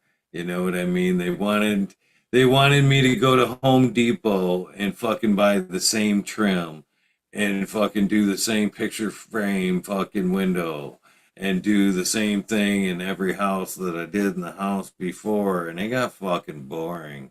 It got fucking boring, and nobody wanted to pay for, what was to be the next adventure was building furniture. Nobody wanted to pay the extra for the time that it took to build a quality piece. So the transition into the green rush and, living a better, easier life in the cannabis was an easier transition. But cannabis did the same thing to me. The legal market stepped in. What people wanted to pay for quality dropped, that to where we are now. And it's kind of left me with, oh, fuck. What do I do now? I did the show, you know what I mean? So nowadays I can see why I'm saying what I'm saying about supporting each other, not just in cannabis, but in our other lives too. You know what I mean? Our sub lives or our main lives. It's flipped back and forth the last few years for a lot, but it sucks to see the two worlds get disheartening and fall apart when them have been the passions all along. You know what I mean? It's tough to see two dreams kind of get kicked in the face, is what I'm saying. And I just had that epiphany why all of a sudden that I'm trying to, go. We should blend more. We should support more, and it only makes more sense that it might be one of the last straws we have to, you know, keep both of our dreams together. You know what I mean? There's a lot of us that have sub dreams that the crafts thing, building furniture, growing cannabis. It'd be nice if we could continue to float along that line of maintaining an easier life and sustaining in life. Yeah, I think like sorry, I was muted. I might have said some things, but I was gonna say like a rising tide lifts all boats, and if I always imagine that I could put all my homies on if we can just make it, we could just stay alive in this crazy world. And I would love to help you if I could develop your brand, your personal brand, your podcast, your grow, whatever I could do to assist you to see you accomplish your dream, because it is still possible, but it's like making it in the music industry. It's a lot harder without friends, like you're saying, a community, a network, people to work with. And our goal actually is to create that through our Cannabis Golfers Association. Actually, we're looking to create like a networking opportunity so that all the best, you know, like proven individuals that are vetted can work together to like help each other succeed. Um, but I love helping my friends, and we not my goal is to see everyone prosper and to reach their full potential, right? So it's like whether it be through, you know, taking care of your body appropriately or like um growing better. That's the next guide, I guess. And then of course, just like how to properly position your brand in this like crazy dynamic um alternate reality that we live in. And if there's a way to, you know, help you I would love to. You know, I think we've already worked together in a lot of cool ways. And by the way, I love having your perspective at all the events, and I think it's super important. And you know, I'm really grateful for it. But yeah, so we just, you know, if we just have to be continue to grow and elevate and I don't know. There's always a way, you know, to break break the mold. I like to create what I call like um, disruptive technologies. You know, I like to like look at companies that do things that change up. I call it stirring the pot because we're in the pot industry, right? So we're like what I like create disruption. I mean, in different ways. It's not always with new tech. And sometimes it's just new ideas or new perspectives or new creations. I like stirring the pot industry. And so it's like there's different ways to stir the pot industry to make it work.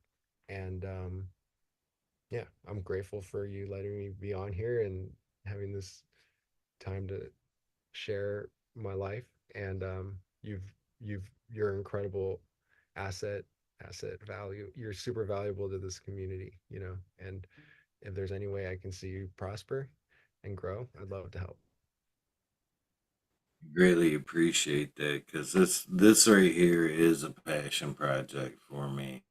You know what I mean? There's so many people, so many fabrics that make up this cannabis community, this dream, and it's hard. Yeah, I want to document as many as possible. You know what I mean? You're That's the doing dream, incredible. and I appreciate hearing your story and the future support in that. That's pretty cool. Dude, just going down your video list and seeing all the amazing faces and like key legends on your page is like testament to just how much, you know, dedication and how important you are to this industry. And um it's an honor to be a part of it. And yeah, I would say keep up the great work. And you know, just honored to be supporting the cause. It means a lot. It really does. It really does, and I hope to do the same, support you in your future endeavors. Of course, the organic cups and the genetics, the amazing genetics, continue to put out there, helping the other breeders make their little niche in cannabis as well. It's not easy to make money in this industry anymore. That's for sure. They're making it harder and harder for us to live that cannabis dream, and yeah, we have to support each other. That's for sure. Yeah, I definitely know that there's like significant financial, let's say, turbulence and you know in our world, and people are suffering. And I think that it's I just want to say that, like, you know, to everyone who's struggling, like, to just hang in there. I guess sometimes it's easier said than done, but there's we definitely have to help each other and work together. And if I have the resources to help, like, my goal is to be there for people. And you know, yeah, I think it's a crazy world, and hopefully that we can kind of like be the catalyst for some kind of change.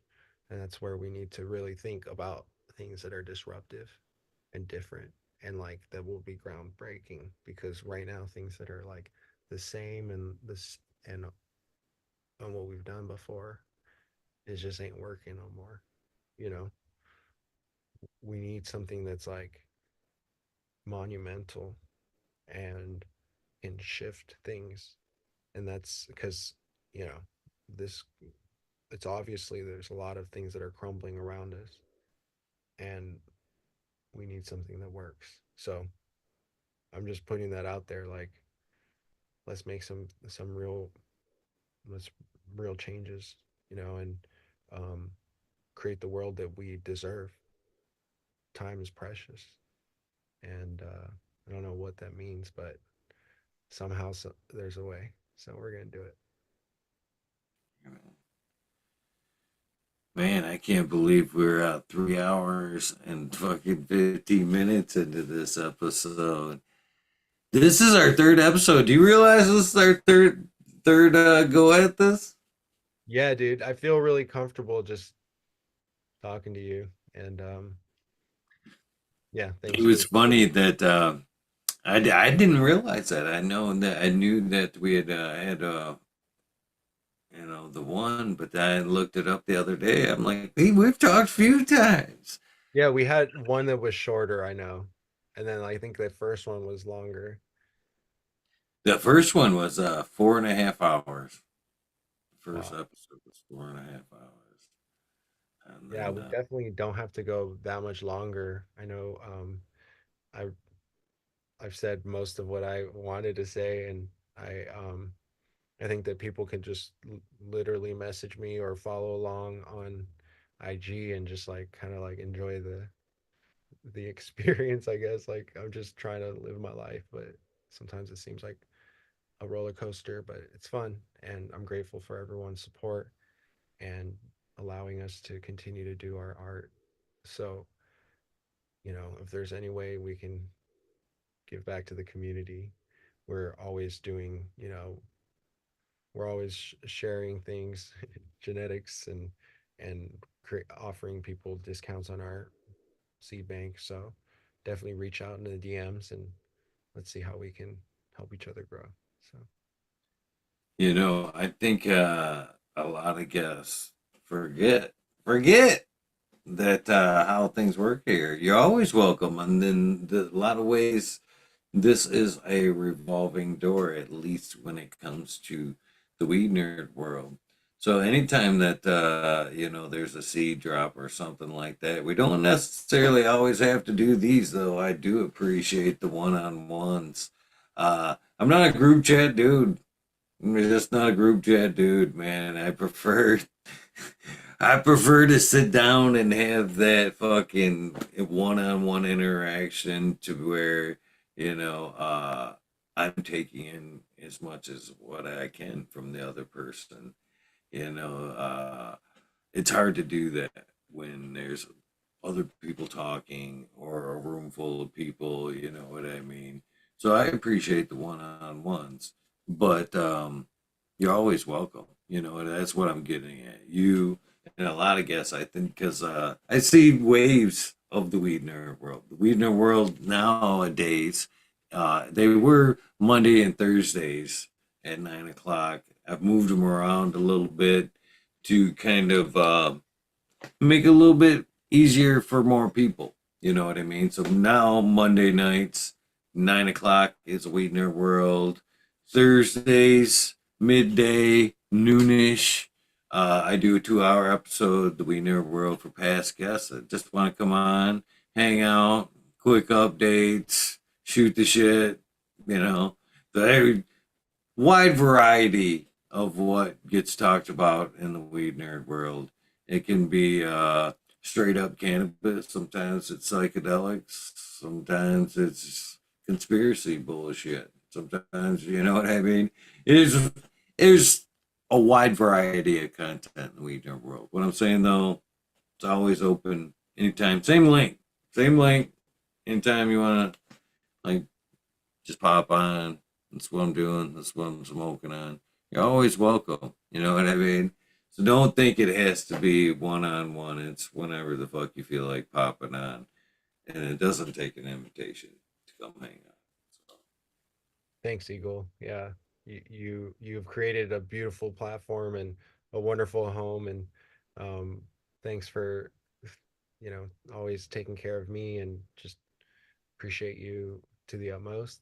Um, I'm looking forward to seeing you at the next event, and the next time I can come on, it'd be an absolute pleasure.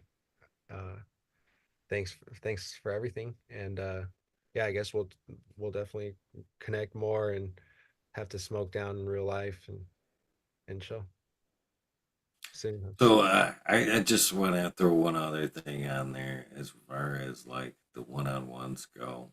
Mhm. Uh, I love hearing people's journey in their words. You know what I mean? I sometimes see a little bit of disrespect here and there. Not that often. There's a lot of great people in the community. But then there's ever so often there are people that question the path. And to them, you know what I mean? I'd say, listen, you know what I mean? It's hard to take in and understand what happened when you're flapping. You know what I mean?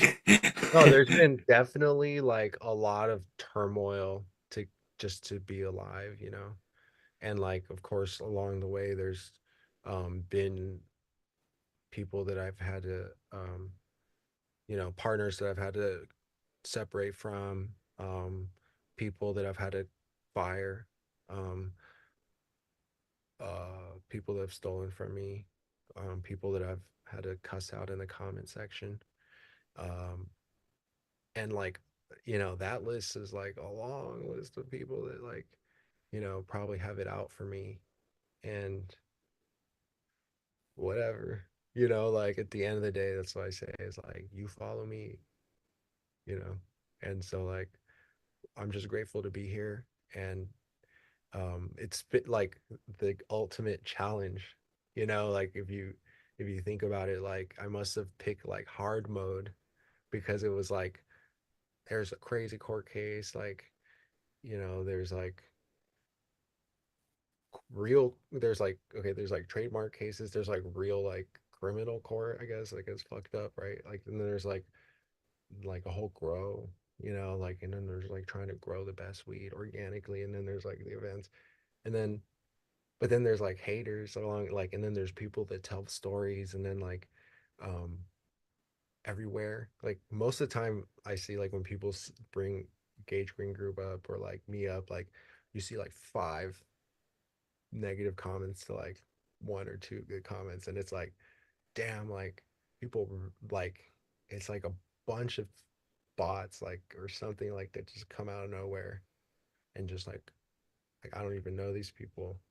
But regardless, it's fun, and it's quite the it's been a challenge, but it's also like cool to know that, like, you know I'm just being me, and it's a fun experience. um I don't know what else to say.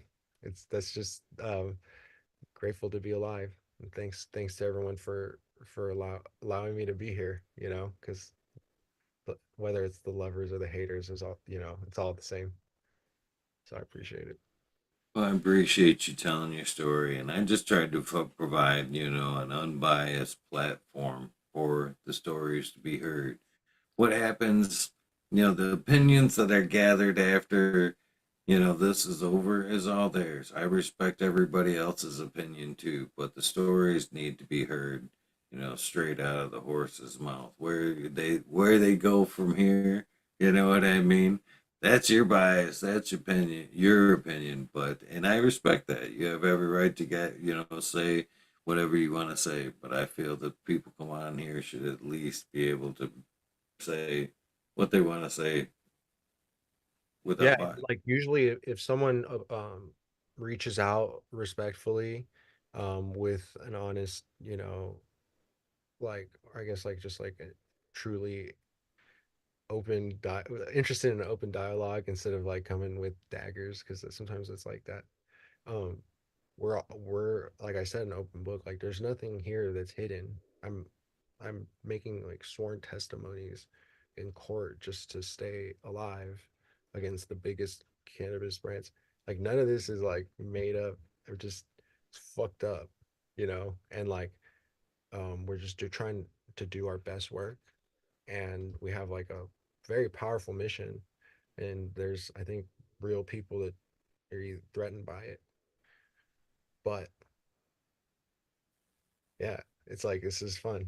And if you look at our work and look at, um the earnest love and care we put in everything we do, and make your own decision, and try not to listen to the noise because it's often there to be a distraction. They're like fucking age matrix agents. They just pop out of nowhere, and you just kind of have to like be careful, you know and just like be like, okay, what's real and what's fucking bullshit. That's how I mean. That's how you kind of have to live in 2024. And I agree with that 100%. The one thing I guess that we have to get before we go is the little silly little thing I will use for a commercial for future episodes. I think you remember the soundbite, little silly thing called the soundbite.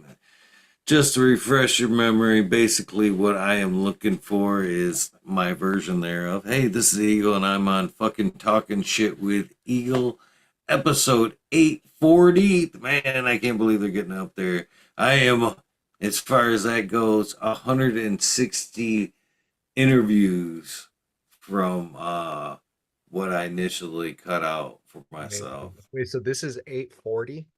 Yeah, yeah. And they asked me how many I would do in the beginning, and I was like, 1,000. Yeah, you're incredible. So thank There's a you for lot of being that. 840, brother. I respect your time, man. Pretty awesome. Yeah, man. Likewise. And thanks for being supporting my journey. I'm truly grateful, and grateful to reciprocate. Right on. But yeah, so all right, here it goes. There you go. I'm ready. Hey, this is Fang, and I'm on. Hold on, let me start over. All Uh, right. this fucked Hold up. on. We got to start. Okay, let's go. Hold on. Hold on. Hold on. I gotta get back to the record button. Damn it. I've literally got five screens over here, and when I lose my mouse, it can be like, oh shit, where'd it go? All right, here we go. I'm ready now. Hey, this is Fang, and I'm on fucking talking shit with Eagle, and this is episode 840, and I'm grateful to be part of the show. Thanks for having me, Eagle. Right on. I thank you for your time, and I look forward to seeing you in the future. Possibly Monday, as soon as Monday. If everything goes right, I'll see you Monday. But if On not, the then course, I'm sure I'll see you very soon. Yes, the hazy holes. bring your Uh, best style socks. where can they get tickets? Tickets are available at cgaofficial.org. You can purchase a general admission ticket. Golfer tickets are sold out, but you can purchase them for the next event on June 22nd. And but definitely come out with the general admission ticket. You can be a part of the meet and greet that starts around 2, and we're going to be hanging out and just like chilling, networking. There's going to be a bunch of breeders and amazing companies. We have a credit union sponsoring. We have, Toro Glass for the champion golfers. Sea Junkie's going to be out. There's going to be quite an amazing turnout. Aficionado, Fresh Coast. Um, yeah, definitely come out and be a part. We look forward to session with the family. So yeah, hazy Right. holes. Sounds like an amazing day. So for the rest of you guys, thank you for your guys' time. I greatly appreciate it as well. Most importantly, don't forget to do something nice for somebody. Random acts of kindness do save lives. Something else I am very passionate about. Every once in a while, everybody needs a hand or a pick me up. With that being said, thank you, Michael Fang, for one last time for hanging out. I'll see you soon, brother.